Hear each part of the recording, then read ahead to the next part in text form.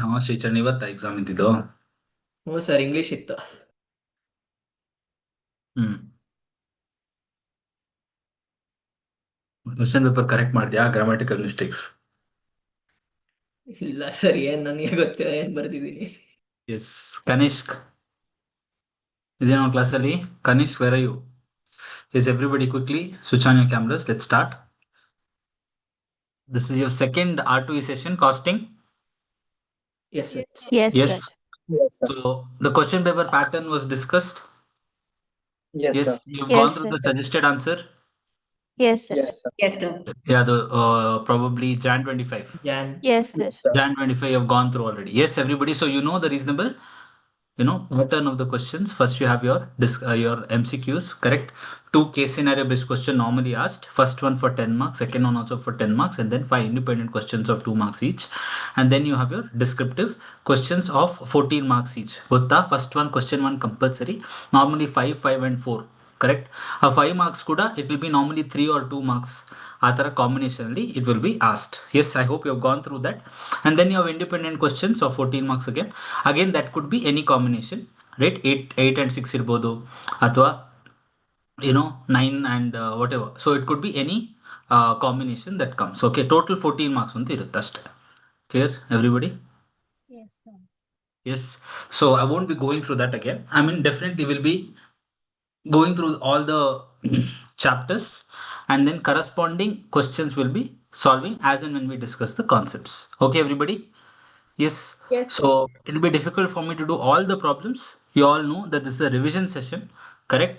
So first, obviously, you should go through the detailed discussion that is done in the class. Your class notes you have to read at least once, okay, whenever you're revising, especially the general notes, the detailed discussions done. ಅದನ್ನ ಒಂದ್ಸತಿ ನೋಡ್ಬೇಕು. Your important adjustments that will help you a lot now if you have maintained. If you have maintained, if being the keyword there. ಏನೇ ಮಿಶ್ರಿತಾ ಮಾಡಿದ್ಯಾ? Yes, sir. Yes, sir. Good. Yes, if you have done it, I am very happy. It will really help you now.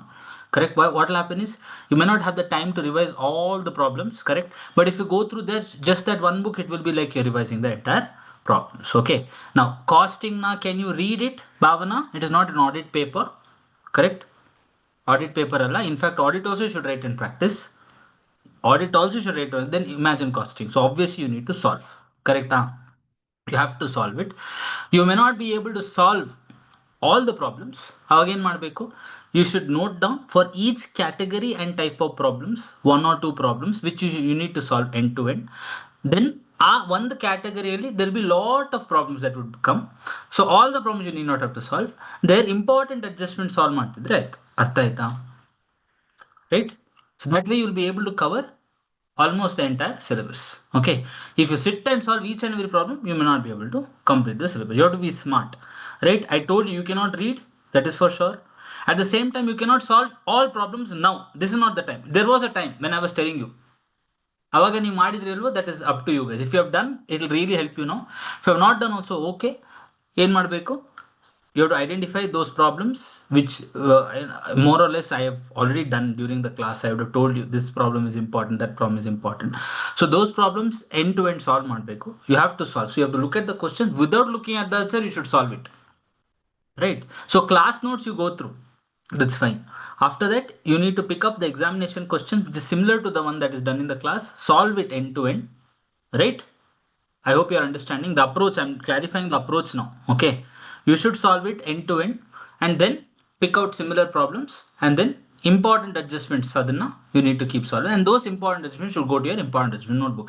Even if you have not, so sir made illa sir ಏನು ಮಾಡೋದು, I can't help it, right? You have not done the important adjustment note even despite me telling so many times, fine. At least now you start, so that in your study leave, the last 1.5 months whatever you get, at that time it will help you. Okay, at least now you make that important adjustment notebook. You may not, now if you start, you may not be able to do it in a detailed manner. Whatever manner you can do, at least write the page numbers, this that, write the adjustment what it is, and in a brief manner at least do something. Okay, but without that book it will become difficult one day before the examination. Okay, yes, all right. So with that, let us start with the first chapter, that is Nange Madri, Archana, Ida, Shreyas. Yes, Shreya A. All of you. If you're back at home, then please keep your videos on. Everybody else.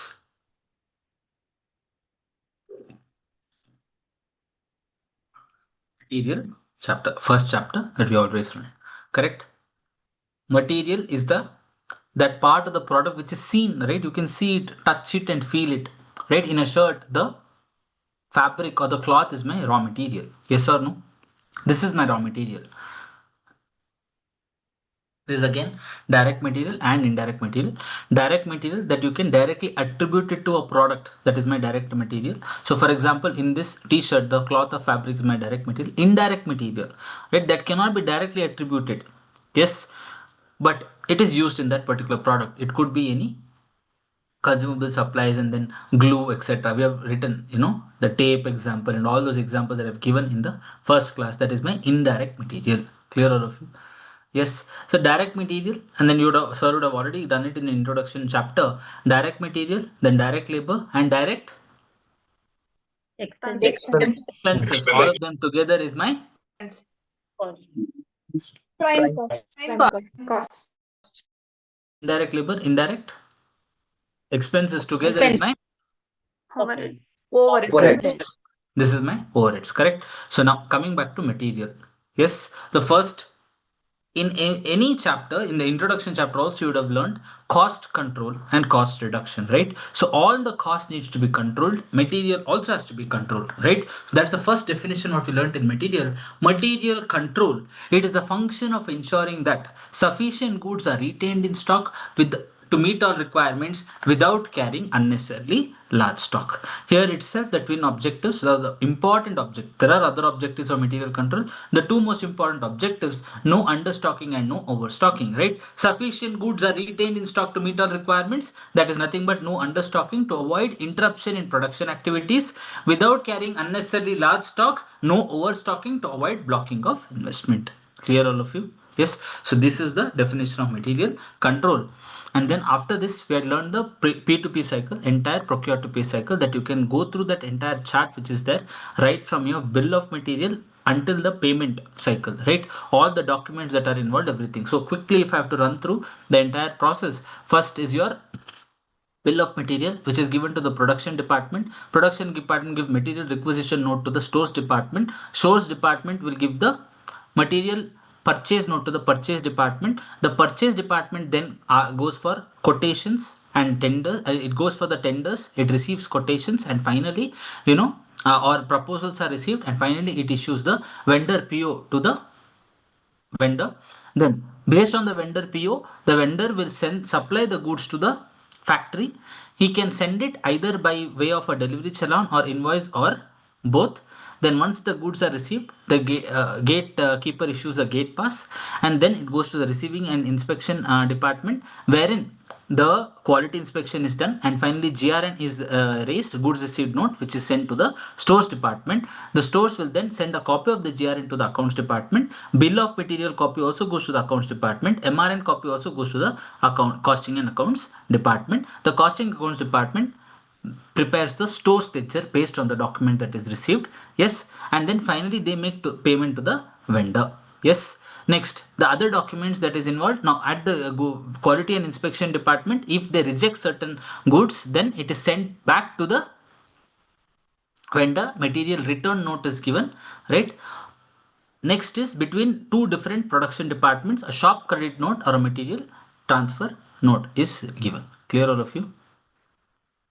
Yes, so this is my entire P2P cycle, procure to pay cycle. You have to learn all of the documents. What is a bin card? What is a then a stores ledger, stores card, and then what is the bill of material? Why the bill of material is used, and for what purposes each of the department uses. All of this is discussed in my regular class. The theory you need to go through. Okay, everybody. Yes. All right.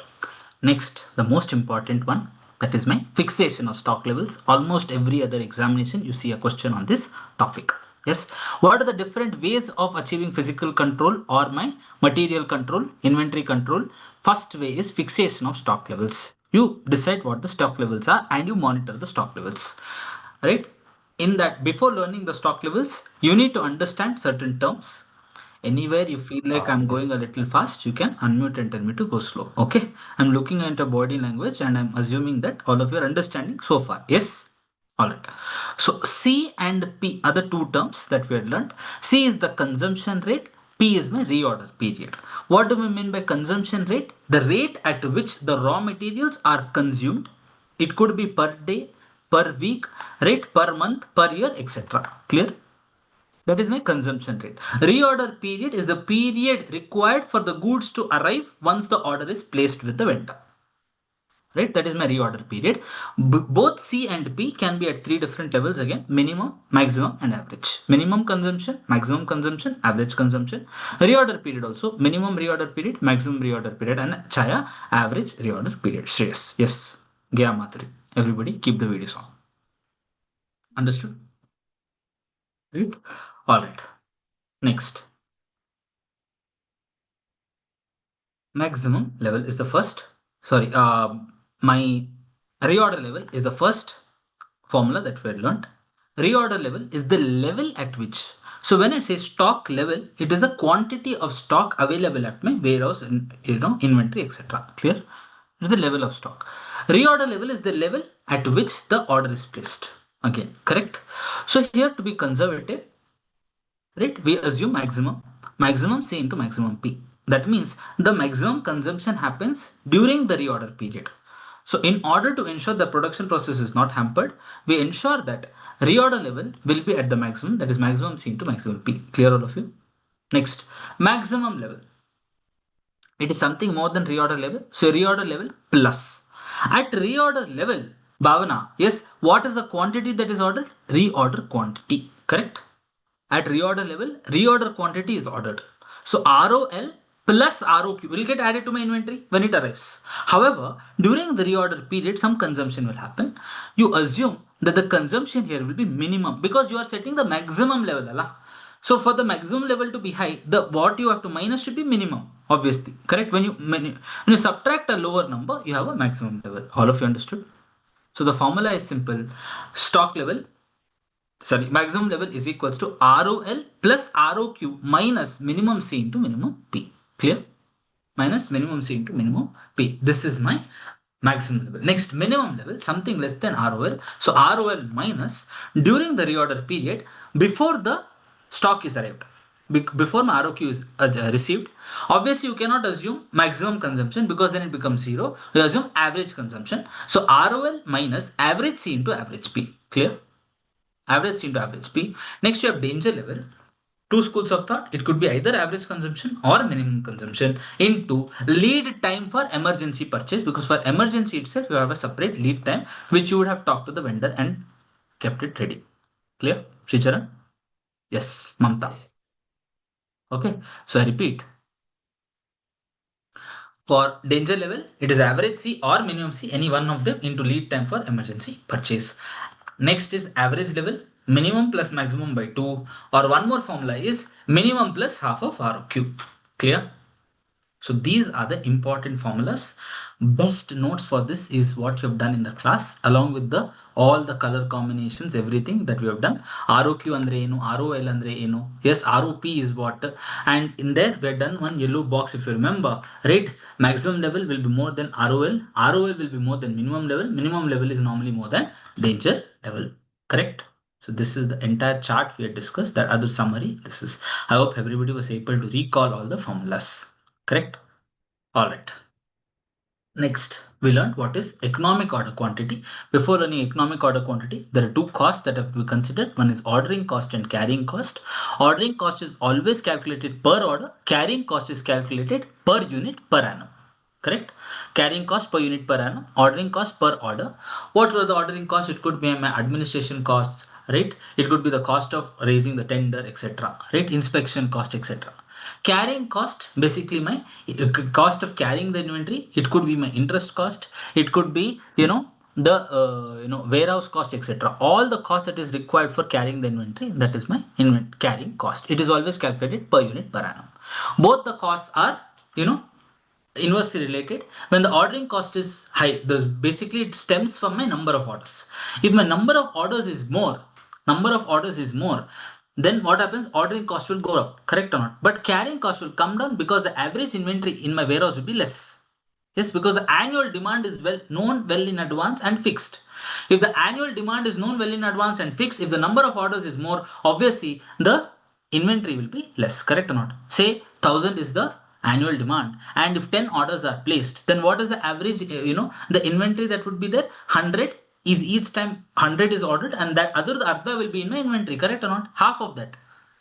All of you clear? All of you. But if only two times the order is placed, right, then the inventory is more. So when number of orders is more, ordering cost is more but carrying cost is less. When number of orders is less, right, ordering cost is less but carrying cost is more. Clear, all of you? Both are inversely related, right? At EOQ we have learned that ordering cost will be equal to carrying cost. Yes, we put that graph and we learned that when it meets, both the cost lines meet, that is when ordering cost equal to carrying cost, that is when the cost is the least. Understood? Cost is the least. So EOQ is equals to square root of 2AB by C, where A is the annual demand of input, B is the buying cost per order. It is not the purchase cost. Buying cost when I say ordering cost. Yes, B is the buying cost per order, ordering cost per order divided by carrying cost per unit per annum. All of you understood? Right? Yes. This is my EOQ formula. Next. What are the different ways of inventory control? First one, fixation of stock levels, right? Next is classification of inventory, right? I can classify the inventory based on different, categories. First one, ABC category, that is 70-20-10 analysis. This one here, keyword here is the total value. If you remember, in red ink, we had written all the keywords, correct, Ganesh? So for this, it is total value. Understood? So what do we do here? We categorize the inventory based on three categories: category A, category B, category C. Category A are those inventory items where value is 70% but quantity is only 10%. Yes, there are 70% value and only 10% of the quantity. Category B is what? 20% in value, 20% in quantity, and category C 10% in value but 70% in quantity. What is the example? In a jewelry shop? Yes, jewelry shop only diamonds could be your category A. Gold also could be category A. Category, because diamonds very few number but very high value. Yes. Next, category B could be your, say, silver items, etc. Yes. Next, category C, aluminum and all that. Understood, all of you? Yes. So this is my ABC category. Next, what happens to your control? Category A, rigid control; B, moderate control; C, you will have minimum control. Correct? Obviously, the stock levels, A will be very low, minimum, B will be low, and then C will have very high stock value. And delegation, what happens? A is delegated to your senior executives, B to junior executives, and C to floor staff. It is delegated to floor staff. Understood? Next. Next category, FSN, fast moving, slow moving, and non moving. Right? It is based on the movement of goods. Keyword here is frequency. Keyword here is the frequency. Yes. So fast moving. For fast moving items, the raw material is converted to finished goods in a fast cycle. Replenishment of inventory is very fast.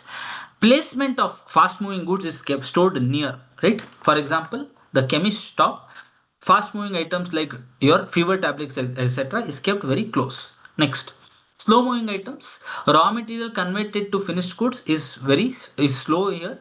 It is stored a little far, correct? Maybe prescription related goods, medicines, which is little rare, kept little far. Next, non-moving. Non-moving items, the raw material is not converted to finished goods easily. They are obviously not replenished frequently. There is no replacement of frequency here. And then placement is, it is kept for disposal. If it is not moving, why will you keep it for sale? It is kept for disposal. Clear? This is my FSN classification. Next comes VED, vital, essential, desirable. Right? Keyword here, criticality or importance of the product. Right? That means what? What is the criticality or importance of this raw material for the final product? Yes. So vital, they are those items, right? If they are unavailable, it interrupts the entire production process. That means the product cannot be prepared. Right? So maximum attention and control should be given to vital materials. Yes, Pavna, clear? Next, essential. Essential means if they are not available, it will result in a substandardized product or efficiency will be lost in the production process. Therefore, moderate control has to be given. Next, if they're desirable, there is literally no production or efficiency loss. It is only desirable. It's like a cherry on top of the cake. Therefore, little or no attention is given. Clear? Yes, this is my vital, essential, desirable, keyword being criticality or importance. Next comes HML, high cost, medium cost, and low cost. Per unit cost is considered here.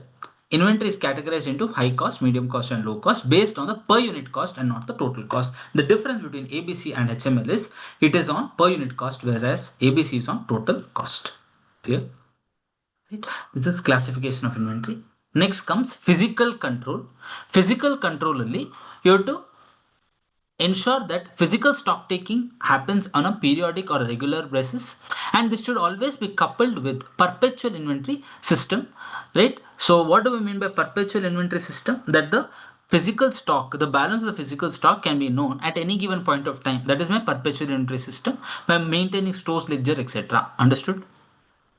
Yes, it has to be always coupled with periodic stock taking. Otherwise, what will happen? It will only be in the records, but you will not know whether actually the movement of the goods is matching the books or not. Understood, all of you? Yes. Next. Yes. Two bin system is also a physical control wherein two bins are kept, one large bin and one smaller bin. All of you concentrate. First issues are made from the larger bin. When larger bin becomes zero or when it is empty, you go to the smaller bin, and it is when you reach the smaller bin, you will be making the reorder call. Therefore, the smaller bin could be equal to, you can either call it as minimum level or reorder level. Understood? It could be either minimum level or reorder level because you make the reorder call when you reach the smaller bin. This is my two bin system. And lastly, you have just in time. Just in time only, what happens? The Japanese technique of inventory management where goods are arrived just before the time of production. Yes. So here almost zero inventory is kept, and you ask for the inventory to be purchased only as and when required. Here demand pull mechanism. Yes, so first the demand is determined, and based on the demand only you will be getting the, so it's the reverse process, correct? So Ali, in the caps material, I've given you that reverse process and the chart that is important for you to write the theory of just in time. Understood? Yes. All Yes, right. sir. And lastly, we had learned what is landed cost, right? So landed cost refers to the cost of the raw material expressed per unit to ascertain the price at which it should be issued to production. Correct or not? Yes. So price at which it is issued to production, again we'll discuss that in detail, after some time. But landed cost, it is basically determining what is the cost per unit. It includes the raw material purchase price, transportation cost, packaging cost, import duty, and all taxes for which input cannot be claimed. Now that you know GST, I cannot claim input means it becomes part of my inventory. Clear? What are the costs which is excluded? GST if input I can claim, right? Trade discount is not considered, etc. Clear, all of you? So, and any penal cost, right? Penalty, charges, demurrages, etc. will never form part of my cost of inventory. It is charged to costing P&L. Abnormal cost is charged to costing P&L account. Your normal loss, everything is always charged to the product. Clear, all of you? This is my landed cost, right? So there is a chart in the caps material and in the revision material wherein which cost is included in your cost of inventory, which is excluded, and theoretical questions normally come there. So that is important. Okay. Yes, everybody. All right. Yes. So after this, we had learned what are the different methods of pricing, right? It could be FIFO, then FIFO, then LIFO, simple average, weighted average, correct? Historical cost and non-historical cost, right? First you have to consider, is it historical or non-historical, correct or not? Non-historically, in your foundation level you had learned, if you remember, one is your retail price method anta, correct? Retail price method, it is there in your foundation, and then you have your standard cost method. What do you mean by standard cost? Whenever prices are fluctuating and there are numerous transactions involved, you use a standard cost. That means non-historical cost, right? Non-historical cost means you will not be considered the cost which is given in your books. Based on research and analysis, you will derive at what the standard cost is and value the inventory as based on that stock. Understood, all of you? Yes. All right. Next comes your historical cost method. Now, in that, are the goods interchangeable or not interchangeable? If the goods are not interchangeable, then use specific identification method. Yes. So you identify what the cost of each of the raw material, trace it to that product, and find out what the product cost is. Right. Next comes your interchangeable. Under interchangeable, we had already discussed that is FIFO, simple average, and weighted average price. All of these will be using. FIFO means what? First in, first out. Whatever is purchased first is issued first. LIFO means whatever is purchased last is issued first, right? That is LIFO, last in, first out. Those are the assumptions under which the stores ledgers is prepared. Correct? Now, important points when it comes to stores ledger is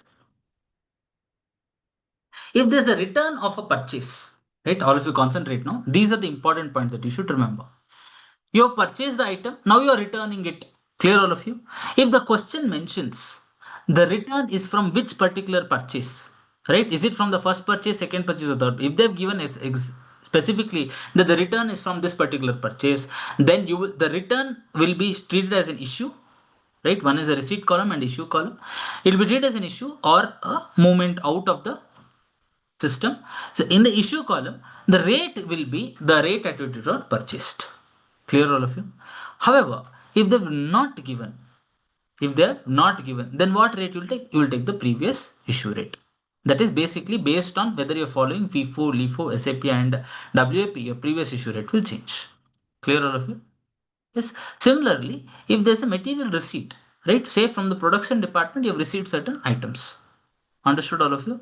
So it's a returned item. So it was issued to the particular department and now they've returned it. All of you with me? If they have mentioned the return is from which particular issue, then you can take that rate. Understood?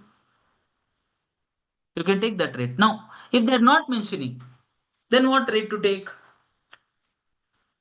What is the rate at which you will take the receipt? Ready? Common sense, no, same way like how it was earlier. Latest issue. Latest issue. Previous issue. Right. Clear?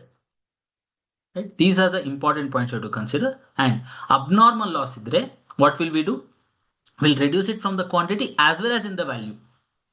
If it is a normal loss, only in the quantity column there will be a reduction, but not in the value. From examination problem perspective, I'm telling you where you'll go wrong. Normal loss, whether it is landed cost or stores ledger, value column you will not write anything because it is charged to good units. Only the units will reduce. Understood? If it's a normal loss. Abnormal loss, it will come in both quantity as well as value. Clear? Yes. So this is the conceptual discussion of your material chapter. Now come to your, let me share.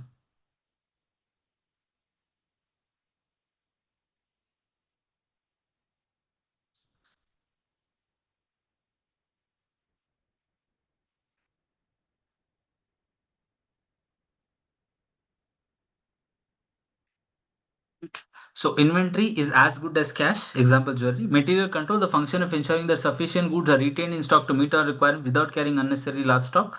Process involved in material procurement, inspection, and storage issue. Bill of material, it is a document containing the detailed description. So here technical specification is mentioned as well as your quantity and rates. Everything is mentioned in bill of material.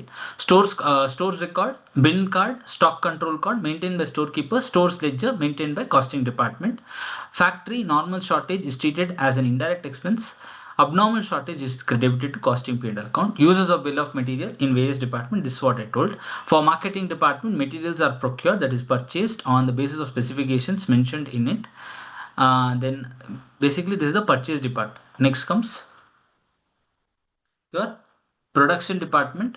Production is planned. Planning happens based on BOM. Correct? According to the nature, volume of materials required to be used, accordingly material requisition lists are prepared. Stores department, it is used as reference document while issuing materials, used as a reference document by the stores department, right? While issuing materials to the requisitioning department. Costing or accounts department is used to estimate the cost and profit, right? Any purchase issue usage are compared by verified, it is verified against this document, right? Because it's the mother document. Right, this is what I was talking about. You have your order quantity and total cost here. Right, with the increase in the order quantity, what happens? Your annual ordering cost keeps coming down with the order when you order quantity, but your carrying cost keeps going up. At this point, when both of them are equal, right, the economic order quantity cost, this cost is the least, and this is called as economic order quantity. Right, square root of 2ab by c is the formula. Reorder level, maximum reorder, so maximum into maximum. One more formula we learned is safety stock plus lead time consumption. I had done a problem on this. All of you compulsory go through that problem. Right, you have to go through the problem on this. Next, minimum level, reorder level minus average into average, maximum level, reorder level plus reorder quantity minus minimum consumption, right? So that is minimum into minimum, simple. Minimum C into minimum P. You can, right? Average stock level, maximum plus minimum by 2, or minimum level plus half of ROQ. Danger level, minimum consumption or average C. Right? Any two. Anything is okay. Into emergency delivery time. Economic order quantity, square root of 2AB by C. And then inventory turnover ratio, material consumed by average inventory. Inventory turnover period 365 divided by inventory turnover ratio. Safety stock is my daily demand into maximum minus average period. Total inventory cost, ordering cost plus carrying cost of inventory plus purchase cost. For calculation of total inventory cost, average inventory should be taken, right? In carrying cost, we always consider average, correct? All right. Inventory control, I told you. Fixation of stock levels, classification, ABC, FSN, VET, HML, ratio analysis, and physical control, two bin system, as well as perpetual inventory system. ABC we discussed category ABC, that is 70% value, 10% quantity, 20-20, and then 70-10. Control ratios, input output ratio or yield ratio, output by input into 100. Methods of material issues, FIFO, LIFO, SAP, and WAP. Two bin system we discussed. Two bins are kept, one smaller bin, right, and then one large bin. Right, first issues are made from the large bin, and then from the smaller bin, issues are made. It is equal to the minimum stock or reorder level. This is what I told. Important treatment. This is important. Return to vendors similar to issue, rate at which it was supplied. Return from production similar to receipts, rate at which it was issued to production. Right. If shortage similar to issue, regular pricing. Surplus similar to receipts, immediate previous issue rate. Now here, if not given, then what will you take? You will take the previous issue rate. Issue rate if not given. Okay, that is important.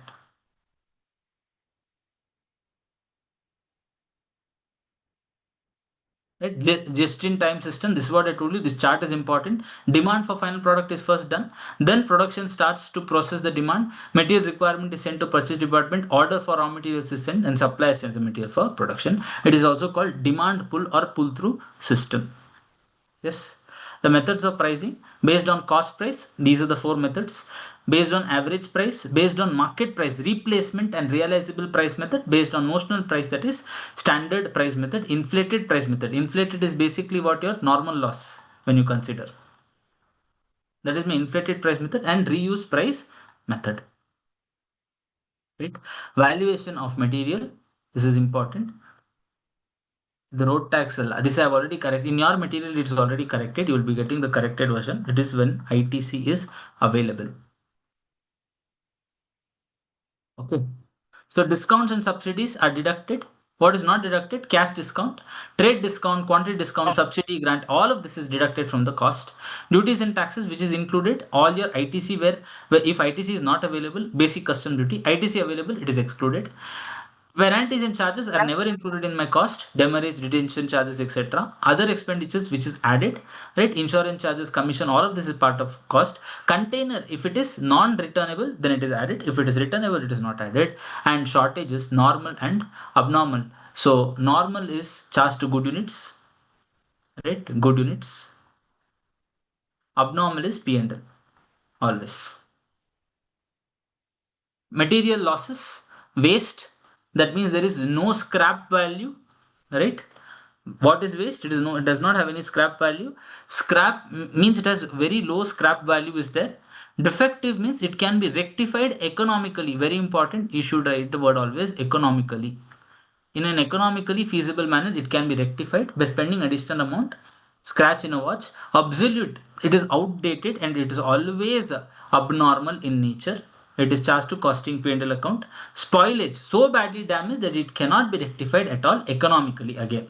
In an economically, Bhavana, in an economically feasible manner, when you cannot rectify it, I call it as spoilage. Yes. So this is the Kavyanjali theory of material chapter. Clear? So most you all know that when we started also, material is one chapter where you have a lot of theoretical concepts. Other chapters it's little lesser. So introduction chapter very important for theory. Material is important for theory. The next important chapter. After this would be my ABC chapter and budgetary control, where you have some sort of theory. Means more than your normal this. Every chapter has some other theory topics, but ABC, budget, material, and introduction chapter they have more of theory. Okay. Other introduction is first very important for theory. Next, I would say material chapter. Next important would be material chapter. After that would be budget and ABC. Okay. So for these chapters, the caps material is one point you should know. Why I'm saying main caps material itself. First of all, the theory is less, right? First of all, theory is less. Adana ನೀವು ಇನ್ನ condense ಮಾಡಬೇಡಿ. Okay? You don't condense it. We have already condensed it and given you. Please understand that. Study material is hundreds of pages. Got it? Study material is hundreds of pages. We have already condensed it. You don't condense it further. Right. So caps material theory you should know. Other the important points I've given in your revision material, understanding all of you, theory portion, I'm saying. So probably 30, 40 pages, 40, 45 pages is the theory of your revision material I'm talking about. And then most important is your RTPs, MTPs, suggested answers, and all the theory questions that have come. Because there's repeatedly same questions keep coming. Artha ಆಗ್ತಿದೆ ನಿಮಗೆ. See, one is reading the concept, but theory is extremely important to write in the study material language the way they expect you to present the answer. ಅರ್ಥ ಆಯ್ತಾ? ಅದಕ್ಕೆ ಏನು ಮಾಡಬೇಕು? For that you need to read all the latest examination questions. Right? So suggested answers, RTPs and MTPs, theory. Go through all the questions what have come there, and especially those questions which have not been picked. Right? One or two of such questions can come, which if it has come repeatedly in RTPs, MTPs, but not come in suggested answers. ಅರ್ಥ ಆಗ್ತಿದೆ ನಿಮಗೆ? Repeatedly it is coming in RTPs and MTPs, but not come in suggested answer. Andre, there's a high possibility it will come now. Right? And Anganta, can you ignore the ones that have been frequently asked? No. You have seen cost, for example, one best example, difference between cost control, cost reduction. Every other alternate exam it is there. Almost every other alternate exam. So you cannot say that is not. So repeatedly asked in your examination question, that is also important. And same way, if it has come repeatedly in RTPs, MTPs, but not get picked here, that is why I would suggest that RTP, MTP suggested answer is the all theory questions you should go through it. Clear? And it is reasonably easy. It is not like your law where you need to by heart and all of that. Correct or not? If you know the heading, side headings, and the keywords, that is enough in costing. Did you get it? If you know the side headings and the keywords, that's more than enough. You'll get the marks. Okay? Yes. All right. So with that, let us go to the problem section.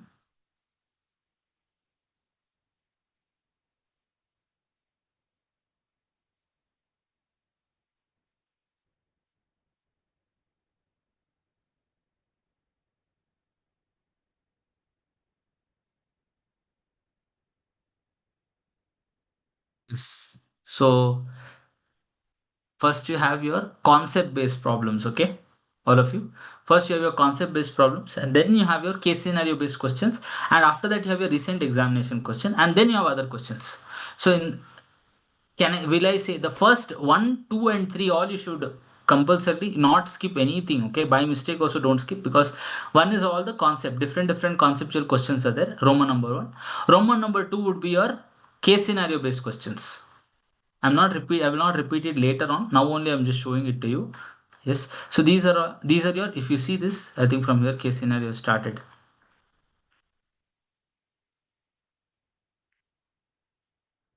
Yes.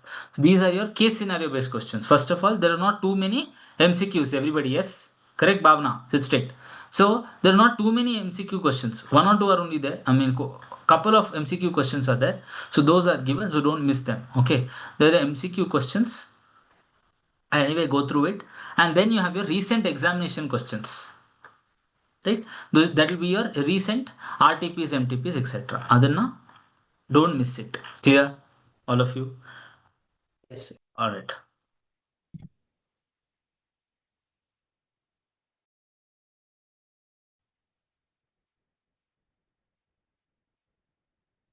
Tubes problem. All of you concentrate now.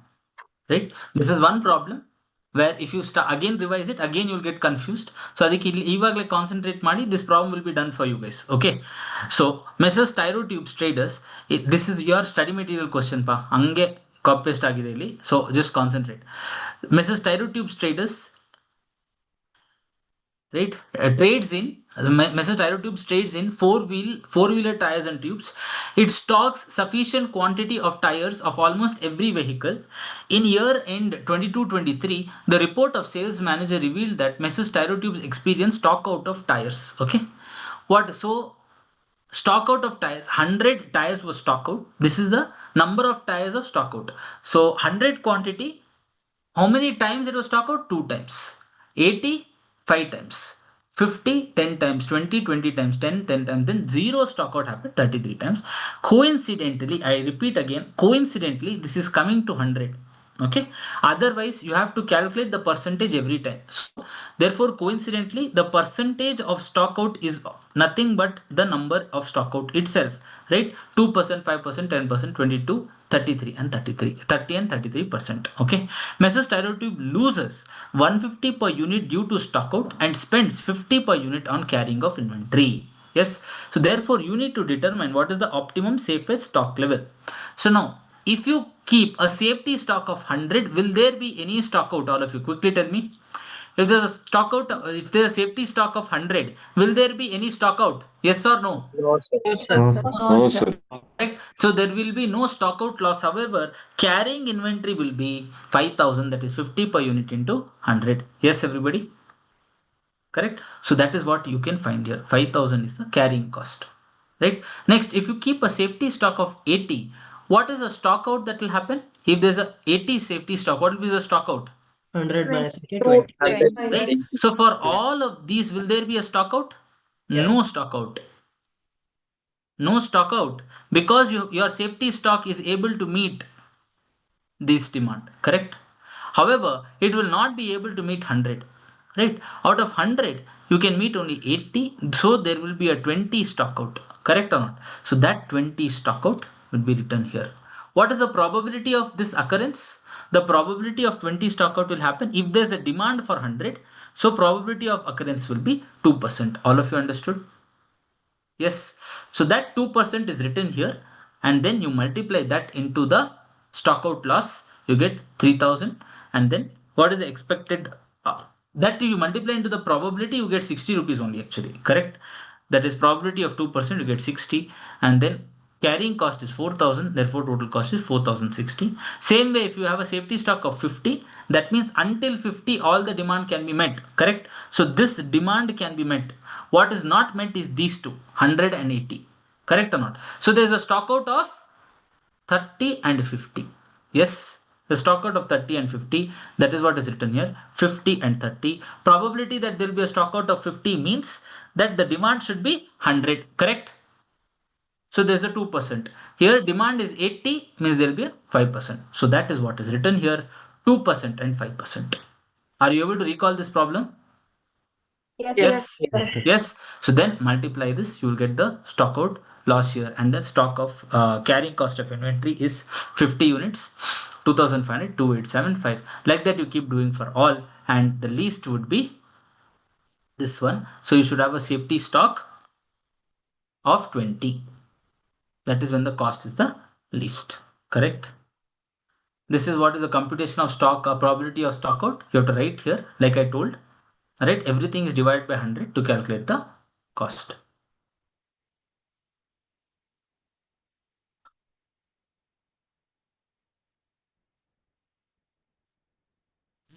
XYZ Limited has obtained an order to supply 48,000 bearings per year from a concern.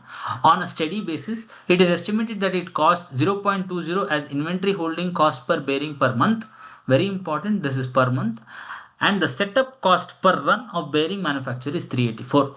This is my batch quantity. What is the formula for calculating my economic batch quantity? Very similar to economic order quantity. Only difference between batch quantity and my economic order quantity, EOQ is from input perspective, EBQ is from output perspective. Remember all of you? Yes. So there it was square root of 2AB by C. A is the annual demand of input. Here it will be annual demand of output. There you had ordering cost per order. Here you have setup cost per setup. Right?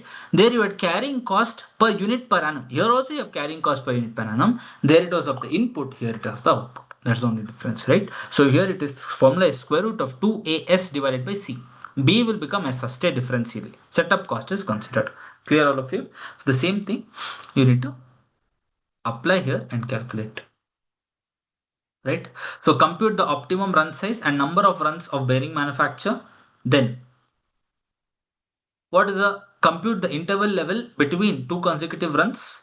Find out the extra cost to be incurred if company adopts a policy to manufacture 8,000 bearings per run as compared to the optimum run size. Give your opinion regarding run size of bearing manufacture. Assume 365 days in a year. This is a problem. Yes. So square root of 2 A, we use the word A. A is by C. A is the annual demand of output, that is 48,000 into 384 divided by 2.4. You're getting 3,920. Yes. Next, number of optimum runs. It would be your annual demand divided by EBQ, right? That is 48,000 divided by 3920. You will get the number of runs, correct? That is 13 runs. All of you understood? If I have to consider the frequency, right? So 365 days divided by number of runs, you get 28 days. Artha agta idya all of you? 28 days, right? Next, if 8,000 bearings, you know, is the quantity that is taken for each run, then what would be the cost, right? That is what you have to find out here. So setup cost would be, right, setup cost would be 384 per setup into number of runs would be annual demand divided by 8,000, right? So into, right, ಇದು plus, sorry, plus my average inventory 8,000 into 2 into 1 by 2 into carrying cost per unit per annum, that is 2.4. You're getting 11,904. Whereas my economic cost, minimum inventory cost would be what? Ordering cost would be equal to carrying cost in that case. So here it would be setup cost would be equal to carrying cost, sorry. So average inventory is 3920 divided by 2,960, right? Carrying cost per unit per annum is 0.2 into 12 months 2.4. Minimum inventory holding cost 1,960 into 2.4, 4,704. And my setup cost would be, cost per setup 12.2. It is given on top, right? Sorry, cost per setup is 384. Number of setups is 12.245 into 384. That plus 4704, you will get 9,406. So the extra cost is the differential 9,406. 9,406 and here 11,904, 2,498 is my extra cost. That's what they've asked. And lastly, they've asked, how will you save this cost? To save the cost, the company should run at optimum. EBQLA, it will be the least cost. Correct, everybody? When you run at the economic batch quantity, that is when the cost is the least. That should be the suggestion that you give. That's all. That is when you save, depending on the round off you take. So for those who take, sir, E decimal place, R decimal places. So if you see here, this is a suggested answer. They've given you for both versions. Understood? When you rounded off the optimum run, when you have not rounded off the optimum run, for both the scenarios, they've given you what the answer should be. Clear? So the same problem you will do for my EOQ as also. Correct? Same question. Yes, so this is my case scenario based question, September 24 exam. FW Limited manufactures various types of footwear and covers a considerable market share. The footwear made by the company are stylish and so all this story, right? Full story, everything is story, right? The cost accounts department of FW Limited has furnished the following data for the component B, right? Angad, you should read everything. Yes, has stated that the production team is working efficiently, but workers have to wait long enough for raw material, which leads to idle time and low production. Okay, now they have given you data. The cost accounts department of FW Limited has furnished the following data for component B: purchase price, trade discount, total duties, no credit available, then insurance charges, units purchased during the year, opening stock and closing stock. What is the usage per week? Right, usage per week, and delivery period in weeks is given. Okay, maximum, minimum, average. So this is your consumption, this is your reorder period, minimum, maximum, average. Lead time for emergency purchase is 2 weeks. Additional information: normal wastage during the storage is 80 units, no realizable value, and abnormal wastage is 40 units. Factory works for 365 days in a year. You are required to calculate the following MCQs 6 to 10. Normally it is into 2 marks each. Okay. Calculate the per unit cost of material by using average price method. All of you. Yes. So you have to calculate the per unit cost using average price method. Next. Calculate minimum stock level. What will be the danger level of stock? Calculate average number of days round off for which average inventory level to be held. Yes.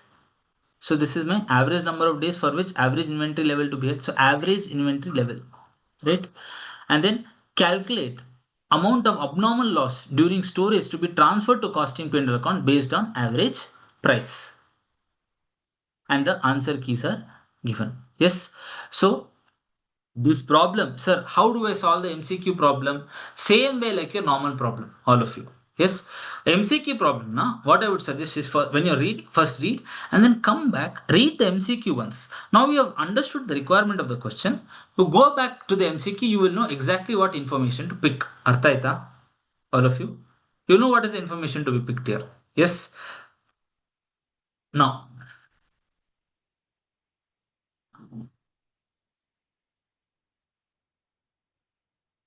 using the average price method, study materially, you would have seen one simple method to do the average price. Without drawing the stores ledger, also you can use the average price method. So that is what you can use here. Okay, now look at this. Purchase price is 4,800 per unit, trade discount, total duties, then insurance charges. First, you have to find out what the landed cost is, right? What is the actual cost? Are you understanding, all of you? First, you need, I can only tell you the approach. I cannot solve the whole problem, all of you. I hope you appreciate. I will give you the approach. I'll give you the connecting dots. Then you sit and solve it. If you have doubts, obviously, either in tomorrow's session or in one of my classes, I'll definitely help you out with the problem. Artha aita. But the problem ಎಲ್ಲರೂ solve ಮಾಡಬೇಕು. Okay. So first working note, you have to find out what the actual cost is, right? Purchase price will come, then minus the trade discount. You will take the duties that is to considered, insurance charges is considered. Like that, you need to calculate and then find out what the landed cost is. Understood? All of you, is this clear? Find out what the landed cost is, and then opening stock is given at 5150. Closing stock will be at this my average price. Yes or no, everybody? So if you prepare a stores ledger, how will you do the average price? That only you need to calculate this. Clear, all of you? Average price method you will use. Next, usage is given, delivery period is given, and then this is given. This, why is this information required? For calculating your minimum stock level. Yes, what is minimum? ROL minus average into average, correct or not? Yes. All of you, average C into average P. This is what you have to use. Understood? Here only, right? What is important? The quantities. That's all. You're not bothered about the pricing. What will be the danger stock level? Right?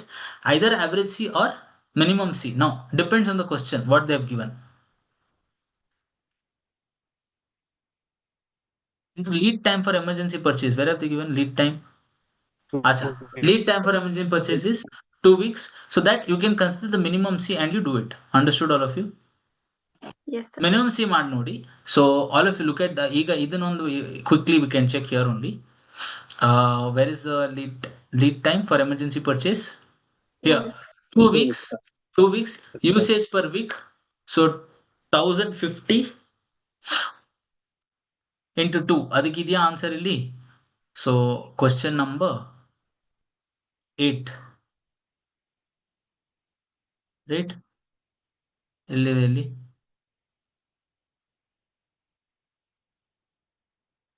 think the question ಅಲ್ಲಿ ಆ option ಕೊಟ್ಟಿಲ್ಲ ಅಲ್ವಾ ಕರೆಕ್ಟಾ all of you Yes. It is taken for average. for average have they given 1125 into 2 Yes. Yes, sir. yes so they have not made it confusing for you guys you cannot tell sir this is right or the both are right antella they have not given you the option so by elimination you have to go for average C ಅರ್ಥ ಆಯ್ತಾ ನಿಮ್ಗೆ Yes, sir. Yes. right next calculate average number of days round off for which the average inventory level to be held. Now, what is the average number of days for which the average inventory level to be held? First, find out what the average level is, and then divide it by the daily. Right, average every day. What the requirement is, you'll get the number of days. Right. So, illi average consumption is 1125. Correct. Average level you find out. Divide by 1125. That you'll get the number of days. Inventory holding period. ಅರ್ಥ ಆಯ್ತಾ ನಿಮ್ಗೆ? This is basically your average inventory holding period. Okay. Last one, calculate the amount of abnormal loss during storage to be transferred to costing P&L account based on average price. Average price, the landed price you would have arrived at, right? And then using that, you will consider what the average price is. And you'll take it here in the abnormal loss.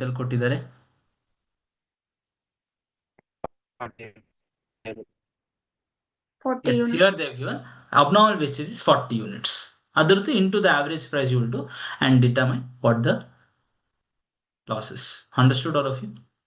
This problem you go through it, right? Idu kuda it's very similar to what is done in the class. This problem I've done in the class. Yes, everybody? Yes, sir. Yes. State price, trade discount, GST available, cash discount. Have you done this or not? Yes, sir. Sky limited problem, Yes, sir. correct? Yes. So the same thing is done here. Please go through this also. Next.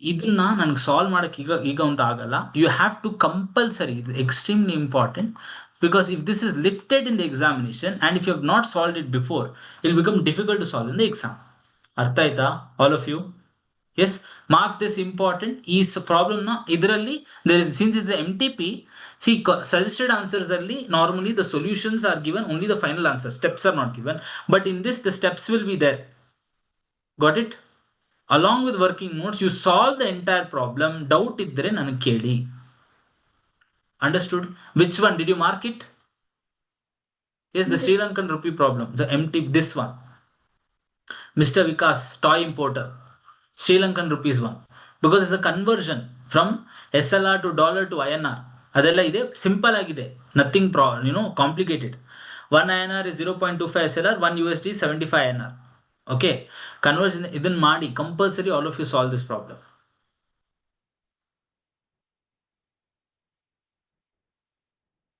right again go through this also okay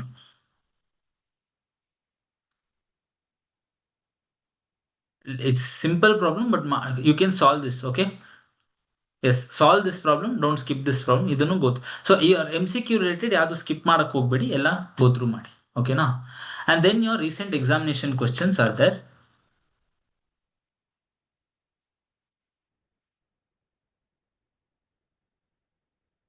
again this is similar to what we have discussed already one problem I want you to mark it will go wrong adikke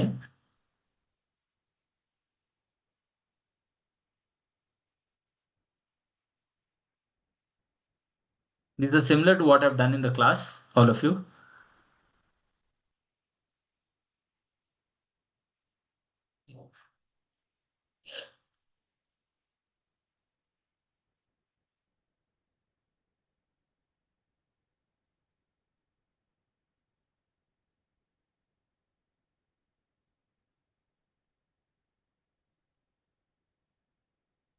this one I think yes this is important idu kuda be careful ESS problem what is different here is nane heltini consumption is given per week okay reorder period is given in days that is what is important here artha aita both of them should be on similar ground ನೆನಪಿದೆ ಅಲ್ಲ ನಿಮಗೆ that is why what they are doing consumption also they are doing per day by dividing it by 7 understood all of you Right? Yes, sir. That is important ಅಷ್ಟೇ.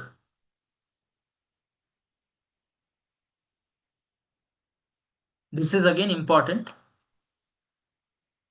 Easy ಇದೆ. You can see basically what is the treatment of these items. Cash discount, it is not deducted, right? IGST, if credit is available, what is the treatment? If credit is not available, what is the treatment? Demurrages is never included, abnormal in nature. Shortages, if it is normal, what is the treatment? If it is abnormal, right? If it is abnormal, what is the treatment you give? Basic customs duty, it is always added to cost because you cannot claim that cost. Yes. Inventory turnover ratio related simple problem. Okay.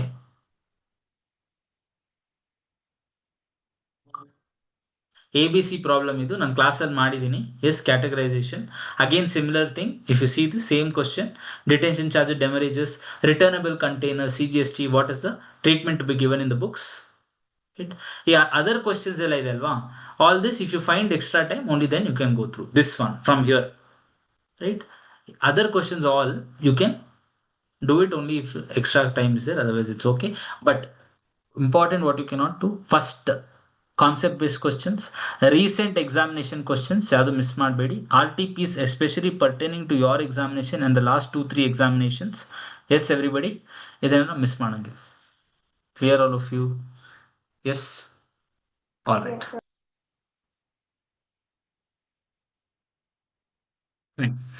So with that we completed material chapter. Okay, next we'll discuss employee cost. I hope everybody is able to recall. Yes, Yes. sir. Yes, Yes. sir. Yes, sir. Yes, sir. Yes. So almost different variety of problems I have gone through. Another problem, one or two other different type of problems would be, say if they have given different purchase levels, right? Purchase levels ಬೇರೆ ಇದ್ರೆ you cannot apply your EOQ model. EOQ model will fail. For that there is a problem. You go through that. Like that, different category of problems, no? Touch ಮಾಡಿ, don't miss any category of the problems. All different adjustments you go through and prepare for Sunday's paper. And I correct myself. I think earlier I told 50 marks. I hope you all aware. Sir has told it will be 100-mark paper itself this Sunday, because anyway we have completed 80% plus of the syllabus, right? I think only standard costing, cost bookkeeping, and budgetary control and joint products. So these are the only chapters that is pending. Everything else is done. Correct?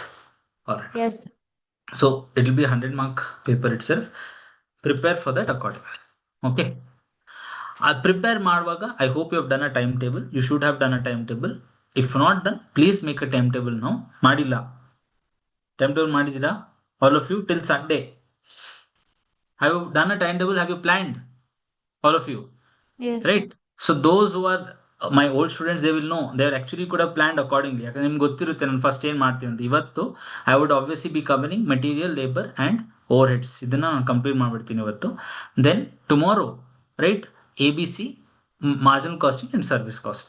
This only three chapters each day. I'll be doing 3. That's normally how I plan and do it. So tomorrow's we'll be completing service costing, ABC and marginal costing. We'll actually have some time, so I'm planning to then go through the either chapter agvagane I'll go to the RTPs and the last suggested answer. Otherwise I'll saw it separately together. That's what I'm thinking. So anyway, it will be covered either as part of the chapters or at the end. Most probably I'll have extra time.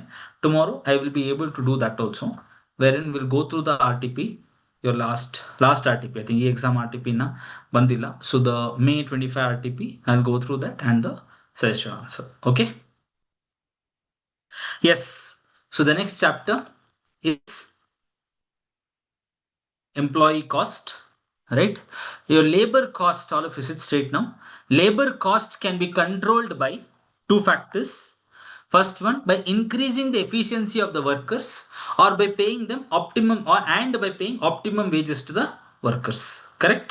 These are the 2 ways in which labor cost can be controlled. Gautami, Kavyanjali, Mamta, Sricharan, Shreyas. Yes. Correct? These are the 2 ways in which labor cost can be controlled. Important terminologies what we learned. First one, timekeeping. It is the recording and keeping of attendance, that is time in and time out of the employees. It records the entire time spent by each employee at the factory or the workspace. Correct? Right from the time they enter till the time they exit. That is timekeeping. Next, time booking. Recording the details of the work done and the time spent by each employee on each job or process is called as time booking. The difference between timekeeping and time booking is nothing but idle time. In other words, idle time is the time during which no production is carried out, right? Because the workers remain idle, however, they're paid for the same, right? They are paid for the same. That is my idle time. So, timekeeping and time booking. Idle time is the difference between timekeeping and time booking. Next, overtime. It is the time, overtime is a time worked by a worker in excess of my normal working hours. Now, he is paid OT rate during these extra hours. OT rate is normally at twice the normal rate. OT premium, it is the extra rate paid over and above my normal rate. Okay, so these are some important terminologies. Next, labor turnover. It refers to the rate of change in the composition of the labor force during a particular period. Yes, rate of change in the labor force. Sit straight, all of you. Look at the screen. Rate of change in the labor force. Correct. That is my labor turnover. Now there are different formulas to calculate the same. First one is my separations method. Right? What do we mean by separation? Number of people who have left the organization is basically my separations method. So number of separations divided by average number of workers during the period. In all formulas, the denominator is same. Average number of workers during the period. Yes, Praveen? Clear? Average number of workers work during the period. What is the average? Opening plus closing by 2. Okay. Opening plus closing by 2 is my average number of workers. Second one, replacement method. That is number of people who have joined the organization in replacement of the vacancies created. That is my replacement. Next comes accessions. That is all the people who have joined all the employees who have joined the organization, irrespective of whether it is for replacement or is it for expansion or a new job position created. All the people who have joined is basically my accessions. So accessions is basically number of replacement plus number of fresh job or new job recruitments. Right? So number of accessions divided by average number of workers is my accession method. And lastly, flux method, wherein you take the absolute number of separations plus absolute number of accessions. You add both and divide by average number of workers. Flux method. Right? Lastly is my equivalent employee labor turnover rate. When this employee labor turnover rate is not for a 1 year period, then you can equate it by dividing it by number of days in the period and multiplying into 365 days. Whatever turnover rate you get, divide by number of days in the period and multiply into 365 days, you get your labor equivalent employee labor turnover rate. Is this clear? Next comes my wages, payment and incentive schemes. So obviously concepts we have discussed in detail during the class. Here we will be focusing mainly on the formulas, and that is what is required for the examination. First one is my straight time rate. That is basically my time taken into time rate. Straight piece rate. That is number of units produced into my piece rate. Understood? Right? Piece rate considers 100% efficiency, whereas time rate doesn't consider efficiency. Just based on the time spent at the factory, including the idle time, the workers are paid wages. Is this clear? Therefore, the incentive schemes are developed, which gives a combination of both time rate as well as piece rate. Why? Because a fixed component is paid as well as a incentive is paid based on their efficiency, right? First one is the Halsey premium plan, which works on the concept of 50% sharing, wherein 50% of savings is retained by the employer, 50% is given to the employee. Formula is very simple: earnings plus bonus. Earnings is time taken into time rate, bonus is 50% off within bracket time saved into time rate. Clear? Right? Rowan plan. Now what is happening in Halsey plan? It doesn't consider the quality of the product, right? It doesn't consider, right, whether the employee is saving the time just for the sake of it and whether he is actually being productive. Correct or not? Therefore, Rowan plan says that your bonus should never exceed your earnings. Your bonus should never exceed earnings. So it should be a percentage of my earnings. Clear, all of you? So the formula of Rowan premium plan is first earnings plus bonus itself. Earnings is time taken to time rate. That doesn't change. However, it is efficiency percentage of my time taken to time rate. What is efficiency percentage? Time saved by time allowed. So formula is time taken to time rate plus time saved by time allowed into time taken to time rate. Clear? Another important learning for us is when time saved is less than 50% of time allowed. When time saved is less than 50% of time, what does Rowan plan say? He wants to cap your earnings. He wants to cap the incentives. So when the time saved is less than 50% of time allowed, Rowan plan incentive will be higher than Halsey plan. However, when time saved is greater than 50% of time allowed, Halsey plan incentive will be higher than Rowan plan. This is what we had learned in the incentive schemes. Clear? Right. Next is OT and OT premium. We already discussed what is overtime and overtime premium. What we further went on to discuss was what is the treatment of the OT premium to be given. Very important. What we are going to discuss now is only the causes of the treatment of OT premium only. Your normal wages. So OT consists of two components, right? First is your normal wages. OT premium is what is paid in excess of my normal wages, correct? Normal rate. We are discussing the treatment of OT premium, that is the excess rate, not the normal wages. Normal wages will always form part of my, normal treatment itself. Understood, all of you? If it is direct, then direct wages, indirect means indirect wages. Simple. Right? All right. Now, OT premium treatment would depend on what are the causes of the OT premium. All of you sit straight and concentrate. Yes, Panak? If the customer agrees to bear the entire cost of the OT overtime, then OT premium is charged to that particular job, correct? Or to that particular customer or the job. Yes. If OT premium is because of shortfall in production, right? Why shortfall in production is happening? Because there's a shortfall in the production, overtime is worked irregularly, right? It could be because of unexpected seasonal developments, right?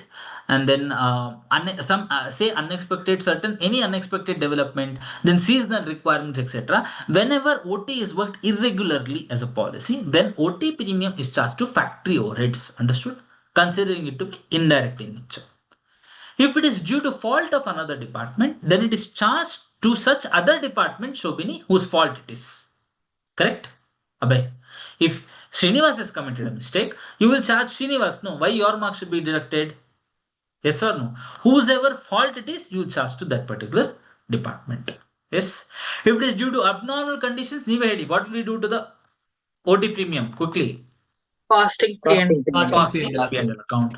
If overtime is worked regularly as a policy, every day overtime is happening. That means what? You should have ideally had more number of employees, but you are having lesser number of employees, because of which OT is worked regularly throughout as a policy. In such a case, OT premium is treated as part of my normal wages or normal employee cost itself, and inflated wage rate is used. Right? Inflated wage rate is used. Next. As per Factories Act, right, there are two limits. One is a daily limit and weekly limit. Daily limit is always 9 hours. So any number of hours worked in excess of my daily limit would be overtime. Clear, all of you? Weekly limit is 48 hours. So during the week, if the number of hours worked is more than 48 hours, then it would be, you'll consider based on weekly limit. So how do you consider overtime? Based on daily limit, you will consider what the OT for the entire week is. Based on weekly limit, you will compute what the OT is. Whichever is higher, normally is the OT given to the employees. Understood? Right? And normally, as per Factories Act also, what is the OT rate taken? That is twice the normal ordinary rate. Clear, all of you? Yes. Yes. All right.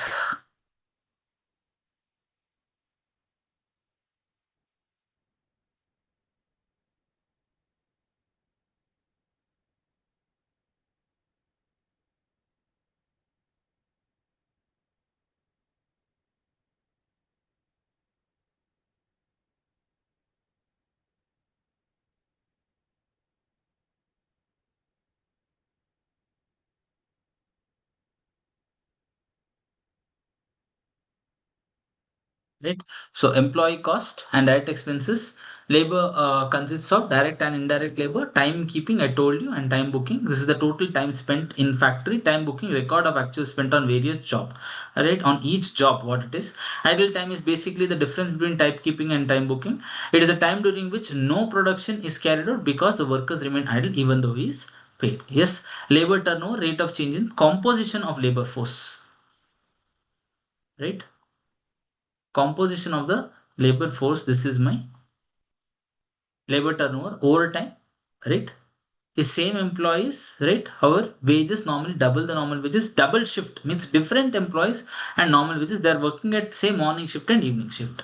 Time and motion study. Time study is the technique of observing and recording for an operation, right? And then motion study involves determination of the best way to perform a particular task to bring down movement of machinery and workers. That is my motion study. Yes, job analysis, it is involves determining the list of qualifications and skills required, right? Say a CA is required or CA inter is required. Job evaluation to determine what is the worth of the job, how much should be paid. Merit rating, it involves analyzing and evaluating performance of the worker who is doing the job, right? So these are the formulas what we already discussed. Time taken into time rate, you always discuss, learn it like this. And then number of units produced into piece rate, that is my straight piece rate. Then Halsey premium plan, it is time taken into time rate plus 50% of time saved into time rate, right?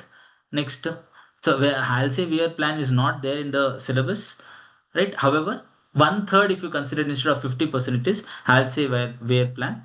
Next, Rowan plan, this is important. Time taken into time rate plus again a percentage of time taken into time rate. What percentage? Efficiency percentage, time saved by time allowed. Right? So number of separations by average number of workers is my labor turnover separation method. Replacement is the number of replacement, right? Or accession. Replacement means if they have replaced the vacated job. Accession means everybody who have joined the system. Next, separations plus replacement. Separations plus accessions. This is okay. Divided by average number of workers into 100. Direct expenses, expenses other than direct material costs which are incurred to manufacture a product or provision for service can be directly traced in an economically feasible manner to a cost object. They are unique to the product or service. That is my direct expenses. Clear? All right. Come to the problem section.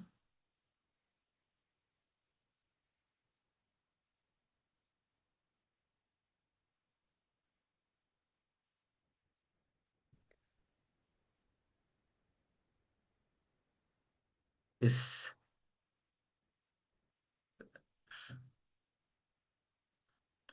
Super Limited, a manufacturing company, is facing the problem of high labor turnover in the factory. Before analyzing the causes and taking remedial steps, the management of the company wants to ascertain the profit lost for the year 22-23 on account of labor turnover. For this purpose, it has given the following information. So, if you remember this problem, I had done illustration 15 of your, I think, study material, correct? After doing margin costing, I had done this problem. The same problem this is. Sales for the year 2023 was 2.16 crore. PV ratio was 15%. The total number of actual hours worked by the direct labor force was 5 lakh hours. The actual direct labor has included 60,000 hours attributable to training new recruits, out of which 40% of the hours were unproductive. Due to delays by the personnel department in fixing vacancies on account of labor turnover, 95,000 potential hours, excluding unproductive training hours, were lost. 1,500 units of the output produced during the training period were defective. Okay. Cost of rectification of defective unit was 40 per unit. Settlement costs, recruitment cost of training is given. Assume that the potential production lost as a consequence of labor turnover could have been sold at prevailing prices. Find the profit lost for the year 22-23 on account of labor turnover. Right? So first you have to calculate what is the productive hours. Right? 5 lakh hours is given. Out of this unproductive training hours. Right? What is unproductive training hours? 40% of 60,000. Right? They have given 60,000 is training hours. Out of this, unproductive would be 40%. That's what they've given. Multiply 24,000. Therefore, actual productive hours is 4,76,000. Productive hours that is lost is 95,000 plus 24,000, 1,19,000 hours. Your sale value is divided by actual productive hours into total unproductive hours 1,19,000, 54 lakh 20. Other mainly PV ratio, you'll get contribution lost 8,13,000, and then you add all the costs you get. There's one more approach to do this, that is you don't divide by the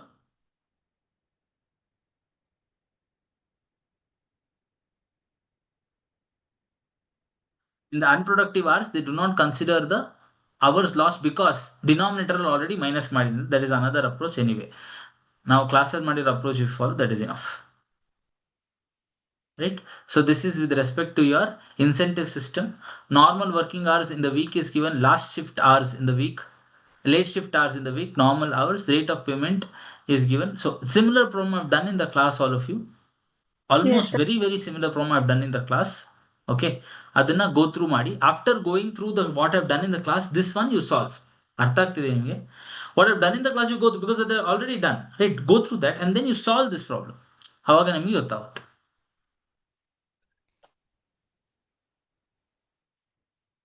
This one I want you to do it along with me because RTP November 22. Quickly do it.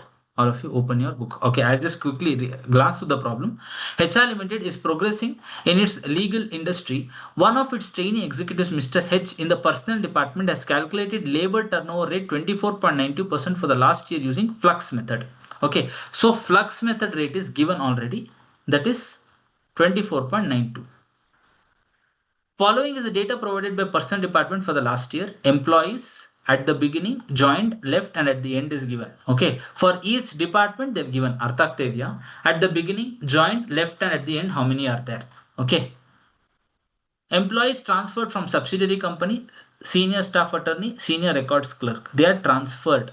That means they've joined, right? From your subsidiary company. Employees transferred to the subsidiary company. That means they've left to the litigation attorney and associate attorney. At the beginning of the year, there were total 1158 employees on the payroll of the company. The opening strength of legal secretary, staff attorney, and associate attorney are in the ratio of 3:3:2. The company has decided to abandon the position of litigation. See, this is all data related to opening. Okay. The company has decided to abandon the post of litigation attorney, and consequently, all litigation attorneys were transferred to subsidiary company. The company and its subsidiary are maintaining separate set of books of account and separate personal department. That means they're different. You are required to calculate labor turnover rate using replacement method and separation method. Verify the labor turnover rate calculated by flux method by Mr. H. Okay. So this is the data given. All of you know. Open your notes book.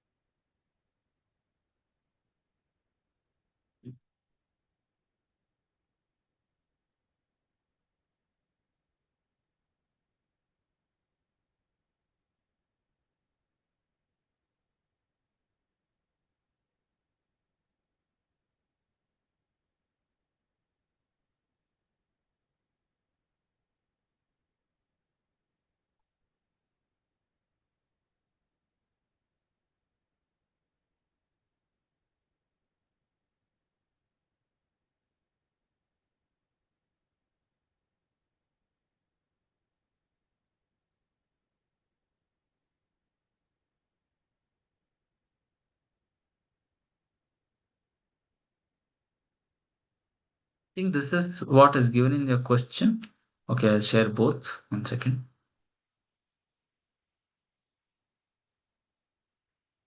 Yes.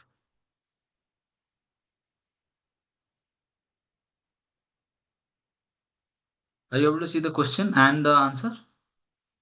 Yes, sir.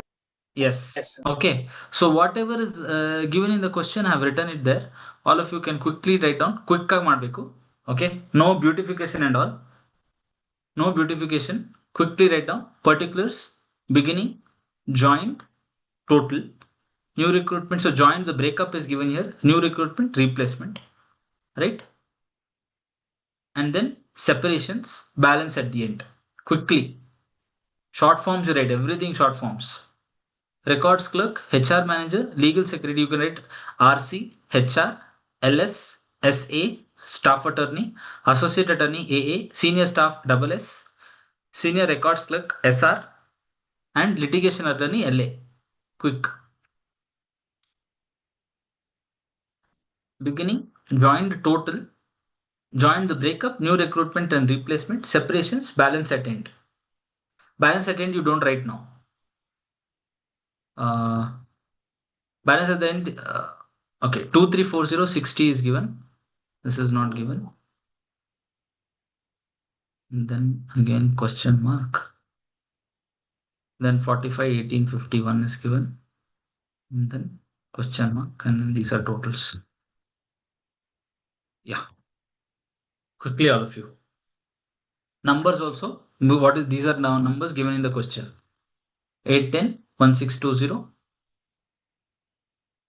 Right? 1620 30 90 30 30. Right?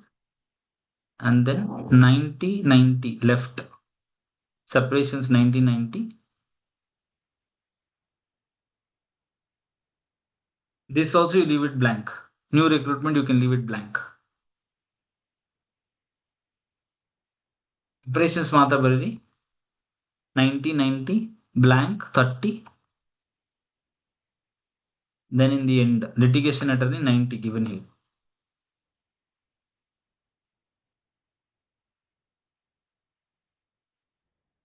Quick. Then balance at the end, what is given there.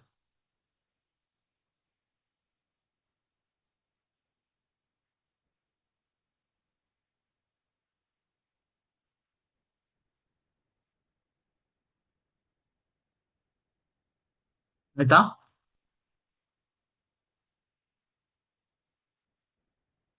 Done?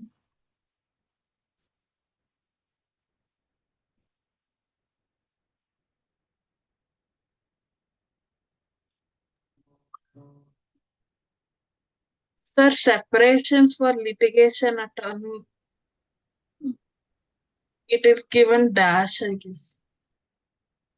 Here ಕೊಟ್ಟಿದ್ದಾರೆ employees transfer to subsidiary company 90 ಅಂತ ಕೊಟ್ಟಿದ್ದಾರೆ. From litigation attorney it was transferred to subsidiary company 90. ಅದಕ್ಕೆ ಅದು ಬಂದಿದೆ. ಏನಾ? ತಾನಾ? Yes, sir. Yes. Have you done? Can we solve now? Hey, everybody done writing yes or no? Quickly tell me. Yes, sir. Yes, sir. Yes. All right. Now, let us go from the first one. Okay. 810 people are there at the opening. Right. 1620 people have joined. Right. 90 have separated. So, therefore, can I assume that out of 1620 who have joined, 90 is replacement? All of you? Can I assume? So, you need to put an arrow mark from separations to replacement. Itar arrow mark haki. ಅರ್ಥ ಆಗ್ತಿದೆ ನಿಮಗೆ? Right? So obviously the new recruitment would be 1620 minus 90. Show the workings everywhere. 1530, that is 1630 minus 90. Sricharan, artha aithe no? Yes, sir. Yes. Next. See, only 30 have joined. All of you concentrate. Only 30 have joined. 90 have left. That means the 30 who have joined, I have to assume are replacements only. And there cannot be new recruitment. That is the logical assumption. Artha aita? So write 30, and obviously again I want you to give a arrow mark like this, right? From out of this 90, 30 are replacements because it is that. Next. Now working back. 60 is closing. 30 people have joined. 90 have left. Therefore, what is opening? Nil. Nilengo. Working back. Balance at end is 60. Separations is 90. 30 people have joined. What is opening? Quickly do it and tell me. 30. Arey yaar. It is like closing stock. Closing stock is 60, all of you. Closing stock is 60. Sold is 90. Purchased is 30. What is opening stock? Closing stock plus sales minus purchase will be my opening stock. Right? Closing stock plus sales 150 minus 30. Opening stock how much? 120. Artha aita? Why is it so complicated? Right? 120. You write there down. Right there within bracket. Closing stock 60 plus 90 minus 30. That's how you got it. sir. 120. Next. Right? So, legal secretary, I think will come later because they have only given joined is 90 and new recruitment 90. Yes, everybody given in the question, correct? Now we have to identify what the opening is to identify what the closing is. So leave that. Staff attorney, come to staff attorney. 30 is separations, therefore can I say 30 is replacement? Out of the joined 30 is replacement. Yes or no, everybody? Yes, Yeah. write down 30. Again, give from 30 itself, you got that 30. Next. Associate attorney.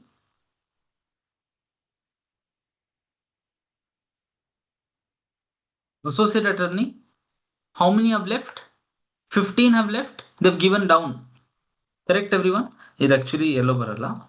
They've given 15 have left. Yes or no, everybody? Yes, sir. Yes, associate attorney, they've given 15 have left, 30 have joined. Therefore, can I say 15 is replacement and 15 is new recruitment? Yes, Right? sir. Given in the question, 45 is balance at end. Therefore, opening is how much? Bega.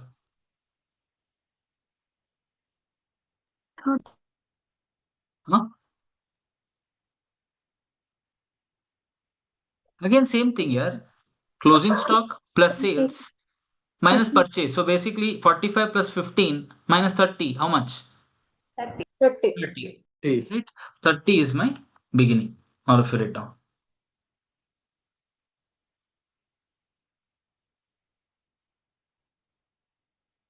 Right? Now, 18 is my closing.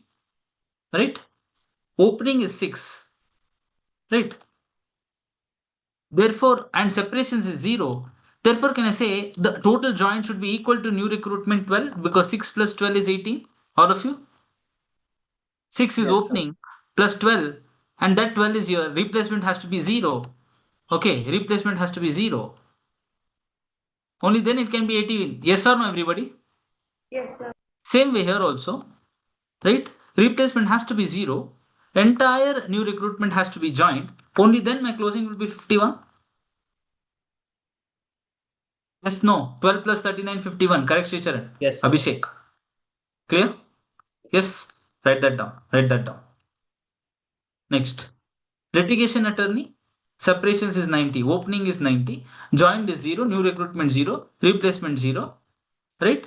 And therefore, balance at the end also 0. Now, the only thing that I have to find out is the opening of legal secretary and staff attorney. For that, there is an adjustment given in the question. They have written the total opening is how much, everybody?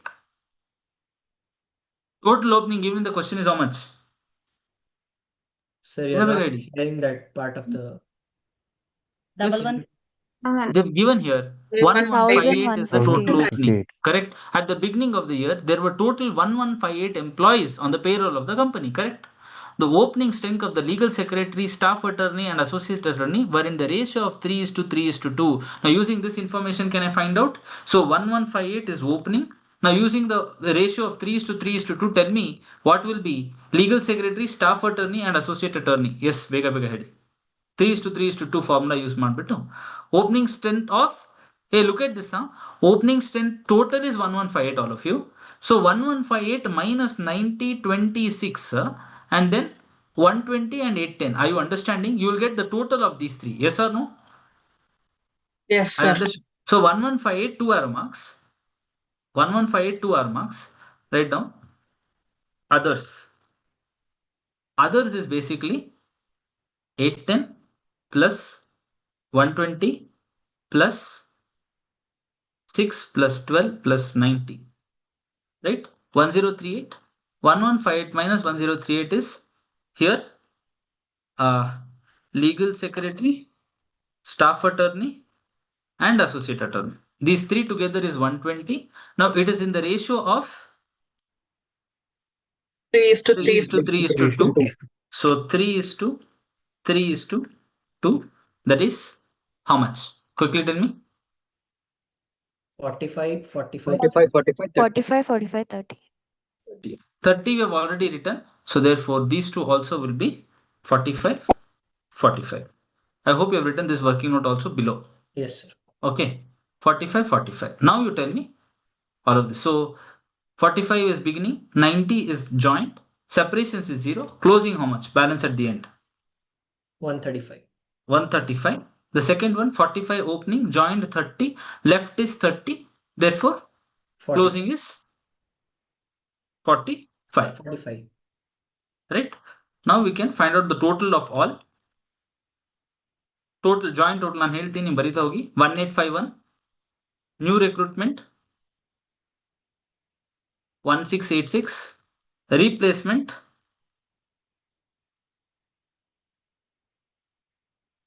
is 165, separations is 315, balance at the end 2694. This is the total. And I want you to mark these, whatever I marked in yellow, you have to mark, because that you should know. That is how you have to solve the problem. You should know the order of solving. So how you should do? First, write down whatever is given in the question. Right. After that, first find out the new recruitment and replacement based on the logic of separations being greater than, separations being less than or equal to my joint total. Only when separations is less than joint, then only you can have new recruitment. If separations is more than joint, then you can never have new recruitment. Correct? Yes. Quickly, all of you. Done? Everybody?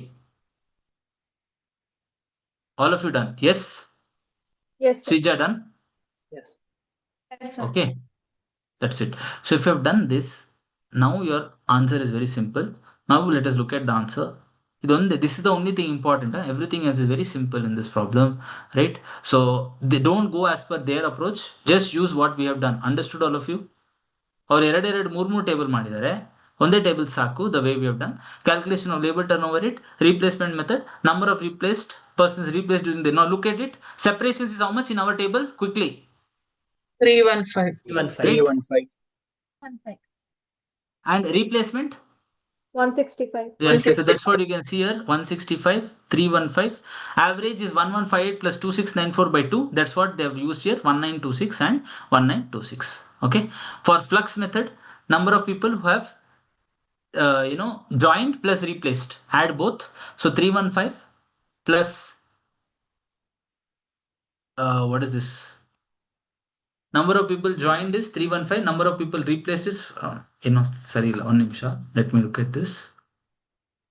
Sir, joined and separation. Joined is 1851, and then separated is 315. Correct? 1851 plus 315 divided by 1926, 112.46.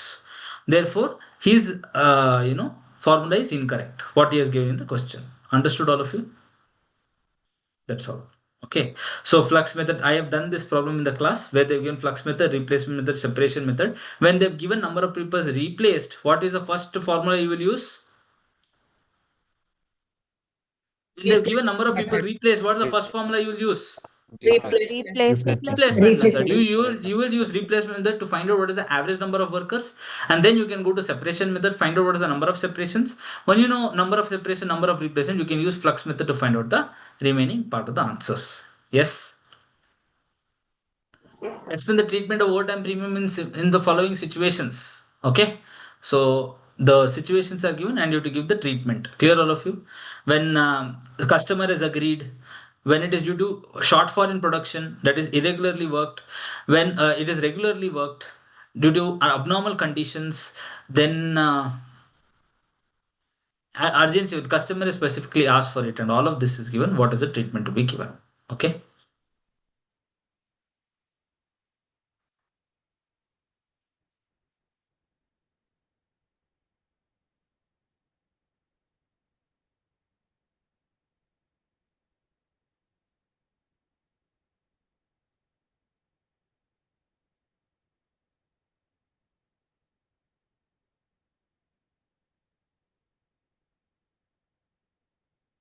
Treatment of idle time and all of that. Yes. Setting up time of machine in case of direct work of Mr. A. Right? It's the normal idle time. Normal idle time, it is always charged to good units. Abnormal idle time, charged to costing paid account. Again, labor turnover related problem. right? Defective, cost of defective units and all. Go through it. I'm sure you'll be able to do it. The Sundays and holidays, you remember this problem done in the class? I think illustration 4 of the study material, illustration 4 or 5, one of the same Yes. problem is here. Okay, for 6 marks, starts in your examination.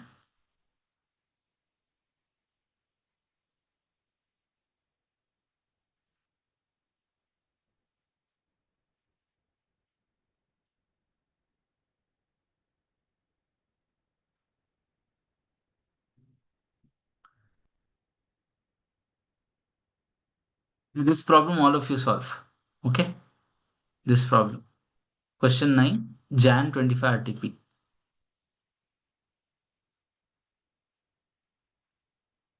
Loss incurred due to incorrect rate selection. So first one you have to do the normal. So you recalculate the wages based on Halsey and Rowan accordingly. Artha aita? And then you find out what the loss is.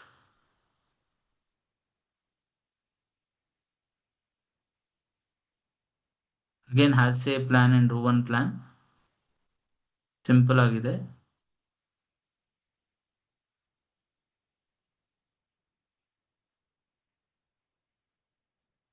The time taken X. This one also. Mark it. Okay. RTP November 23.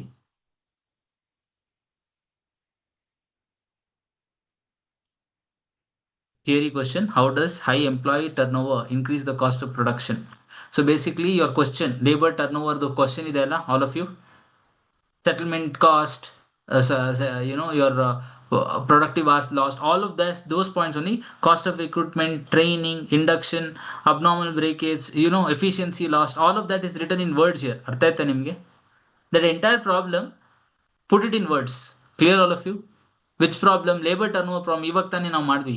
Productive hours lost, contribution lost, training cost, all of that you have to put it in words here ಅಷ್ಟೇ.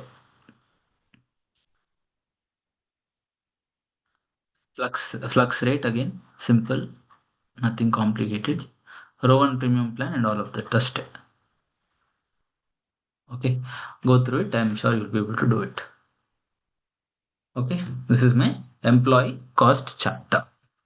Okay, all right, so the next one is overheads. All of you sit straight. We'll finish it off, no? Or you want me to give you a break? Break up ಮುಗ್ಸೋದಾ? Overheads will quickly do. ಮುಗಿಸ್ಬಿಡಿ sir. ಮುಗಿಸ್ಬಿಡಿ sir. Finish sir. ಮುಗ್ದೋದಲ್ವಾ? ಒಂದೇ short ಅಲ್ಲಿ ಆಗೋಗುತ್ತೆ. ಏನೇ Sahana?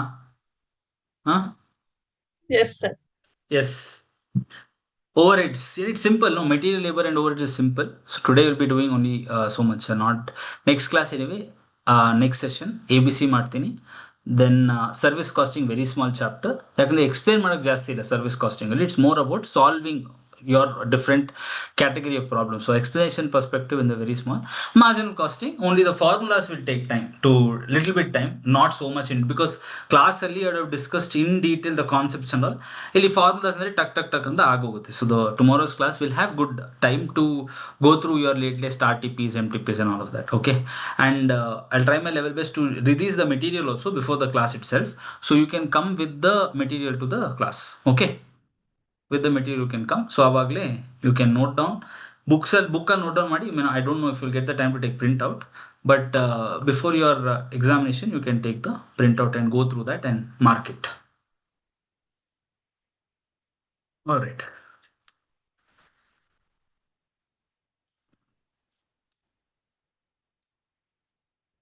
Overheads. Yes.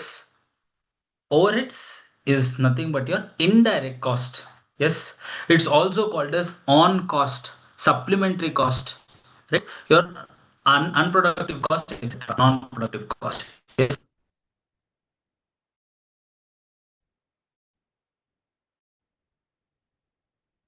And The video is black.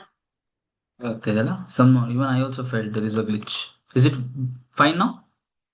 Yes, Yes, sir. Yes, sir. yes, sir. Okay. ಒಂದೇ ನಿಮಿಷ.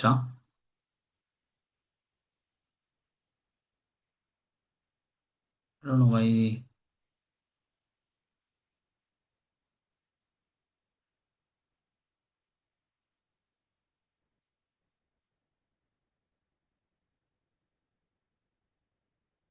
Okay.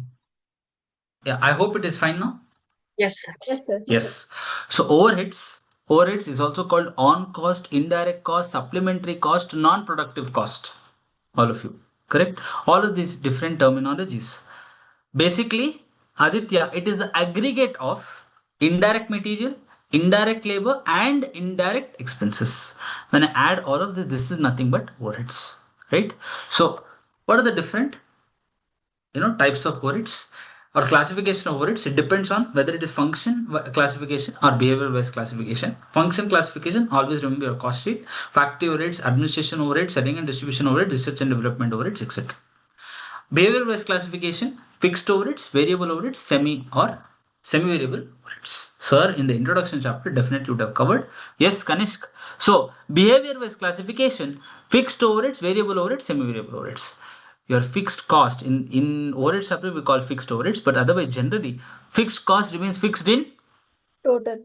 total and varies per Unit. unit. Cost remains fixed in Fixed in Unit. unit. Varies in per unit and varies varies in in total. total. Correct? Very important this is. Yes. So this is my behavior based classification. Semi variable overheads. How do I compute the variable cost of the semi variable portion? Change in cost divided by change in units. When I do, I get variable cost per unit. I multiply into number of units of any one of the levels. I'll get the total variable cost. When I minus that from the total cost, I get the fixed cost. Fixed cost will remain same in both the levels. Understood? Both alternatives, fixed cost remains the same. Yes. So that is my behavioral based classification and functional based classification of overheads. Next, how do I distribute the overheads to the units produced? Basically, we follow something called as absorption process, wherein the overheads are distributed to different departments and then finally absorbed by the good units produced. First, collection and estimation of overheads. Once it is collected in the main big bucket, it is collected. After that, we'll be distributing it to the various departments by following the process of primary distribution and departmentalization of overheads, where you will charge the overheads to the various departments. Two departments are production department and service department. Production department is the department where the production takes place. Service department provides ancillary services to the production department. Clear, all of you? Yes.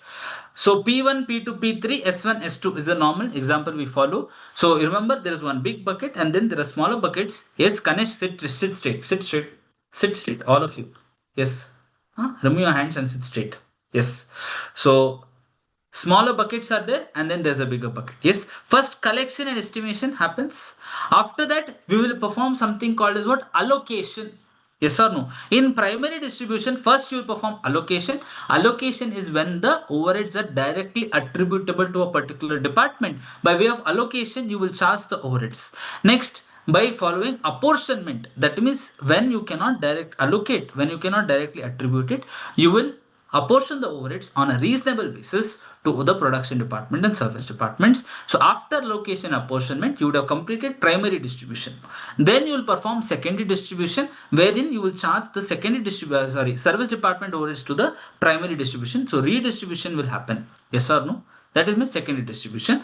Now there are different methods of performing secondary distribution. It could be either based on direct redistribution method. That means when there is no reciprocal of services between service departments, or at least the assumption is there is no reciprocal of services, that means direct redistribution happens. Otherwise, step method or non-reciprocal method, where one service department provides to the other but there is no reciprocal of service, you call step ladder method is performed there. And last one is reciprocal service method. That means when both the service departments provide services to each other. Sit straight. Yes. Correct? When they provide services to each other, you will perform reciprocal method. Reciprocal method only. Again, there are repeated redistribution method, trial and error method, yes, and simultaneous equation method. These are the three methods in which the distribution can happen. Clear, all of you? Now, absorption, finally it is charged to the production department and then finally absorbed by the units produced. Now, the absorption can happen based on different methods. It could be based on blanket overhead rate. That is, when normally one unit produced, that time what do? We take the total overheads and divide by the number of units produced. As a percentage of material, you can absorb it. As a percentage of labor, you can absorb. As a percentage of prime cost, the overheads can be absorbed. Right? You can follow machine hour rate. That is based on the total machine hours you can divide it and then respectively multiply into the machine hours required by each and every product, right? So based on different methods you can absorb the overheads. Next, one of the methods of absorption is machine hour rate method.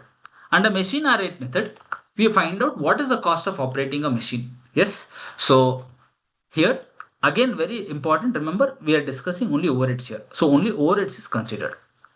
First you will compute what the effective machine hours is for the period. Then you will segregate or classify the overheads based on behavior based classification, that is fixed and variable. Understood all of you? Yes, fixed overheads and variable overheads, you will segregate it. For fixed overheads, you will find out the total fixed overheads, and only the total, then for the total you can divide by the effective machine hours and find out the effective machine hour rate. And then variable overheads is identified. For that you identify what the, normally for each the per unit is identified, and then for the total variable also you find out what the machine hour rate is, and then when you add it you get the basic machine hour rate. To this, when you add the wages of the operator, you get the comprehensive machine hour rate. Clear all of you? So simple or basic machine hour rate, to that when you add the machine operator's wages, you get the comprehensive machine hour rate. Yes. Next is the concept of overabsorption and underabsorption. So absorption is happens based on the, it could be either based on direct labor hours, it could be either based on machine hours, it could be based on whatever method. Once the absorption has happened, please understand that absorption is happening based on the predetermined overhead rate. All of you, predetermined overhead rate andre whatever the cost is, you would divide it by my estimated number of hours, correct or not? Budgeted hours for this particular period, because overhead rates are arrived at the beginning of the period and not at the end. So once the overhead rates are arrived, absorption keeps happening throughout the period. At the end of the period, there could be either over absorption or under absorption. What do I mean by over absorption? If absorbed overheads is more than actual overheads, I call it over absorption. If the absorbed overheads is less than my actual overheads, I call it as under absorption. Correct? This is the two scenarios. What is the accounting treatment we give for over absorption, under absorption? Either you can transfer to P&L account, or it is transferred initially to overhead adjustment account, and at the end of the period the net balance only is transferred to costing P&L account. And another one is you can charge to production based on supplementary overhead recovery rate. It is carried forward to the subsequent period for adjusting, and at the end of the year transfer the balance to costing P&L account. Clear all of you? The supplementary overhead recovery rate problems we've done in the class, that is very, very important and frequently asked in the examination. Right? All right. One more last point, that is when you're doing a depreciation problems. So when you're doing a machine hour rate, depreciation, whether you consider it as fixed or variable, would depend on the nature of the depreciation, the cause of the depreciation given. If they've given it as based on number of units or based on the kilometers run, etc., then it is treated as variable. If it is given as a flux of time based on number, useful life, etc., Kanish, then it is treated as fixed. Clear? Yes. All right. So your theory is also more or less the same thing. What is given, there's nothing, whatever I discussed now, adhe theory ide. Artha aita? Yes. Right. So this is the theory: overhead absorption rate, then predetermined overhead rate, blanket overhead rate, multiple overhead rate, right, and variable portion in semi-variable, change in amount of expense by change in activity. All of this this is what we discussed now. Okay, everything is given here. So straight away get into the problems. Overheads.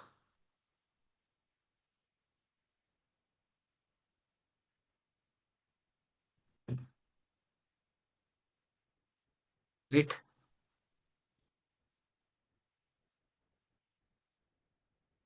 The cost variance report was being discussed at a review meeting wherein cost accountant of the company reported under absorption of production overheads.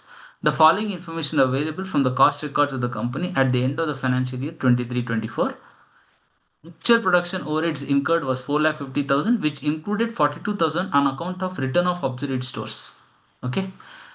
18,000 units were produced during the year, out of which 10,000 units were sold and 8,000 units were finished goods were in stock. There were also 5,000 units in progress, which may be reckoned as 40% complete. The actual machine hours worked during the period were 43,000. ABC Limited absorbs the production overheads at a predetermined rate of rupees 8 per machine hour.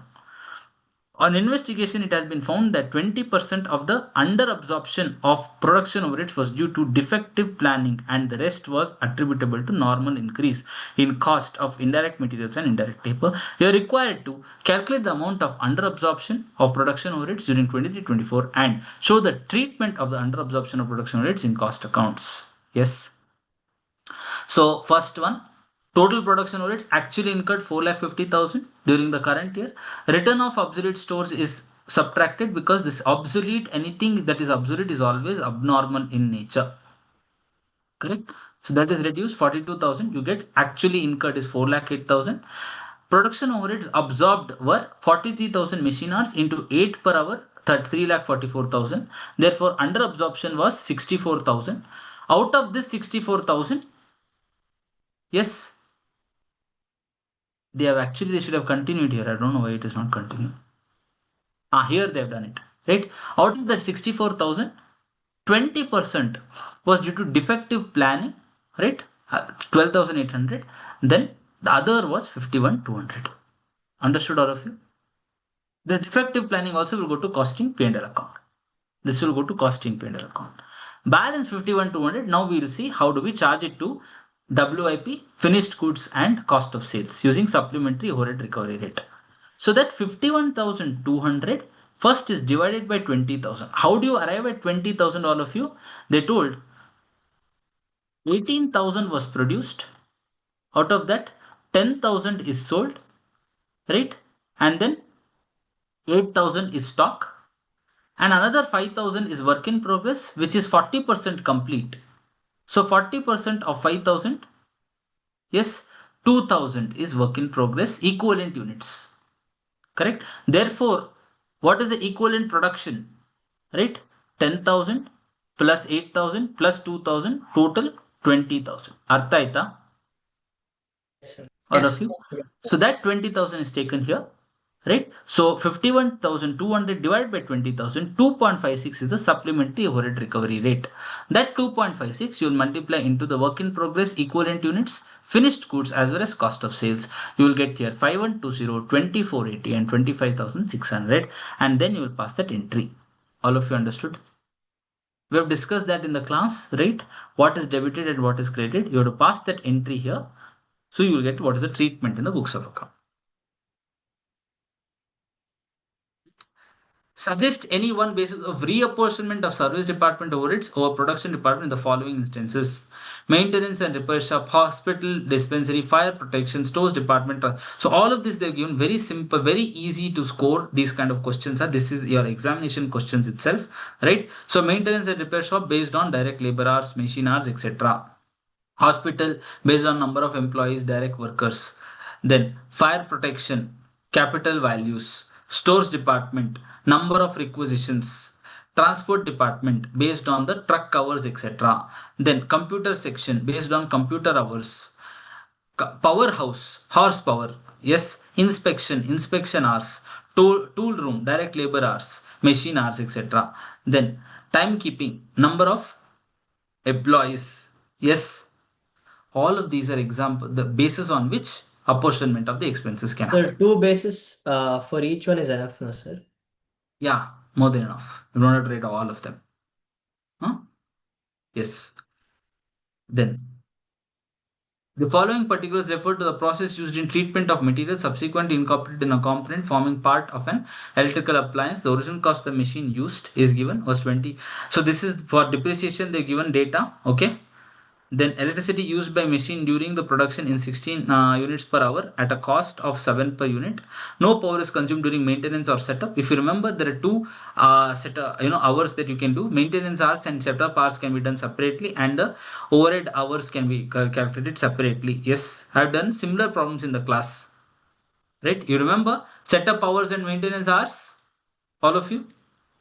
Two hour Yes, sir. problem where there are two different machine hour rates. So the similar type of problem this is. Okay.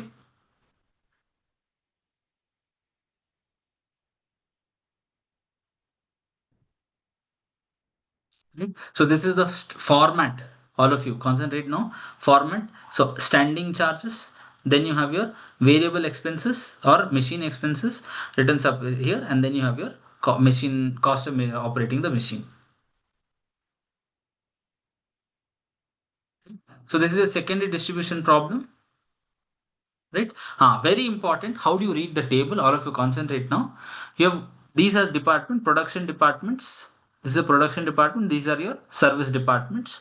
Service department X is providing. This way it is providing. Correct? This way this is receiving always. Right? X provides 72 of its services to A, 24 to B, 48 to C. Percent is the number. Okay, you have to find out the percentage. 72 to A, 24 to B, 48 to C, and 16 to Y. It cannot provide services to itself, so it is always zero. Like this you have to read. Understood, all of you? Therefore, if you have to write the formula, X is equals to existing X plus what it receives from Y. Correct? ಅರ್ಥ ಆಗ್ತಾ ಇದೆಯಾ ನಿಮ್ಗೆ? So X is receiving like this, right? It receives 8 from Y. Understood, all of you? Right? And Y is receiving 16 from X. This is what you have to write. So existing X plus 8 of Y, 8% of Y, existing Y plus 16% of X for simultaneous equation problem. Clear? Yes. And another important is direct material and direct wages of your service department is indirect from the company's perspective and therefore will form part of overheads. Understood?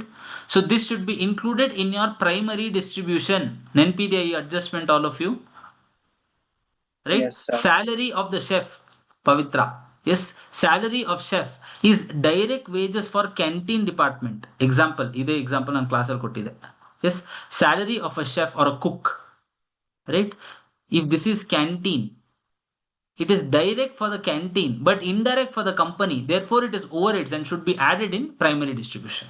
Otherwise, direct wages and direct material and direct wages never part of my overheads. Understood? Because overheads is always indirect in nature.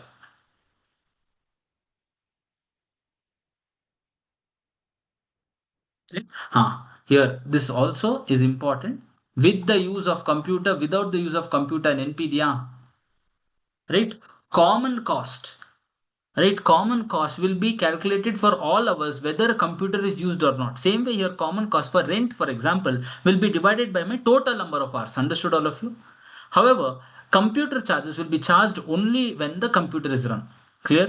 The same logic is with the use of robot, without the use of robot. Adhe problem is okay. Same problem is here.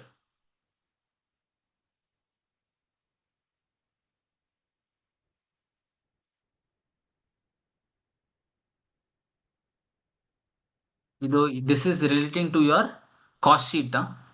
Something related to cost sheet. If you remember that problem, what we have done, ಅದೇ ಇಲ್ಲಿದೆ. Okay. Yeah. Simultaneous equation ಮಾಡಿ with similar problem done in the class. Go through it. Any problems you are not understanding, you can always ask me. I will explain. Again, this is your prime distribution, secondary distribution problem.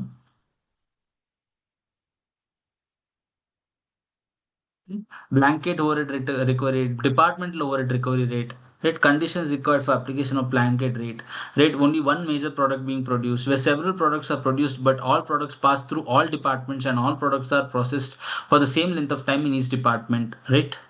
Then you can use that.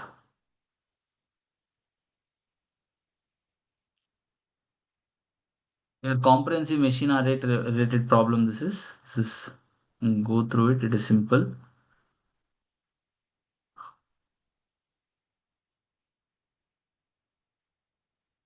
The strike off, then obsolete stores. All of these are your abnormal costs. Again, machine hour rate related and over absorption, under absorption.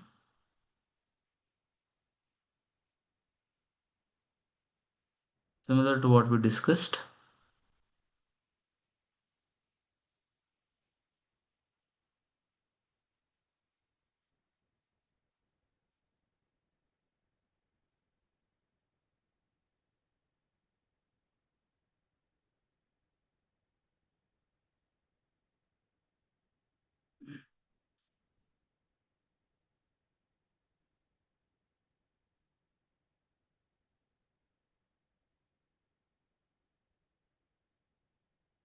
This problem you solve it once. Okay. September 24 examination question. Solve it. Simple ಆಗಿದೆ.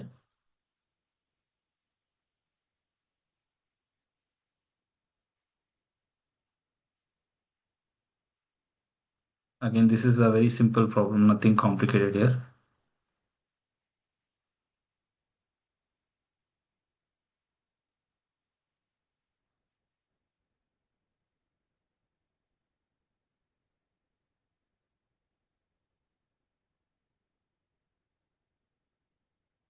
Again, too many product primary distribution, second distribution ಮಾಡ್ತಾರೆ will take a lot of time, all of you. Okay. Important adjustment ಮಾತ್ರ solve ಮಾಡಿ. Again, this is easy.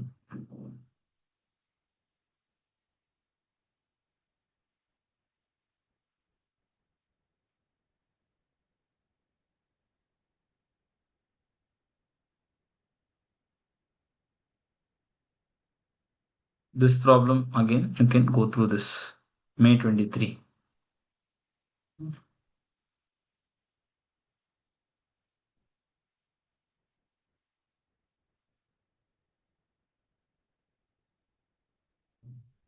Yeah, if you have time, you can do this. Time ಇದ್ರೆ ಇದನ್ನ ಮಾಡಿ.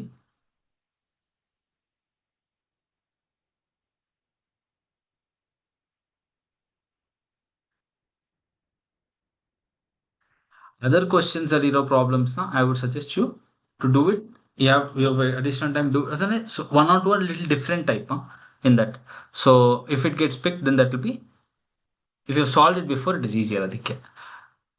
Okay, so concept based the ಮಾಡ್ಬಿಡಿ because skip ಮಾಡ್ಬಿಡಿ because there are different conceptual problems are there.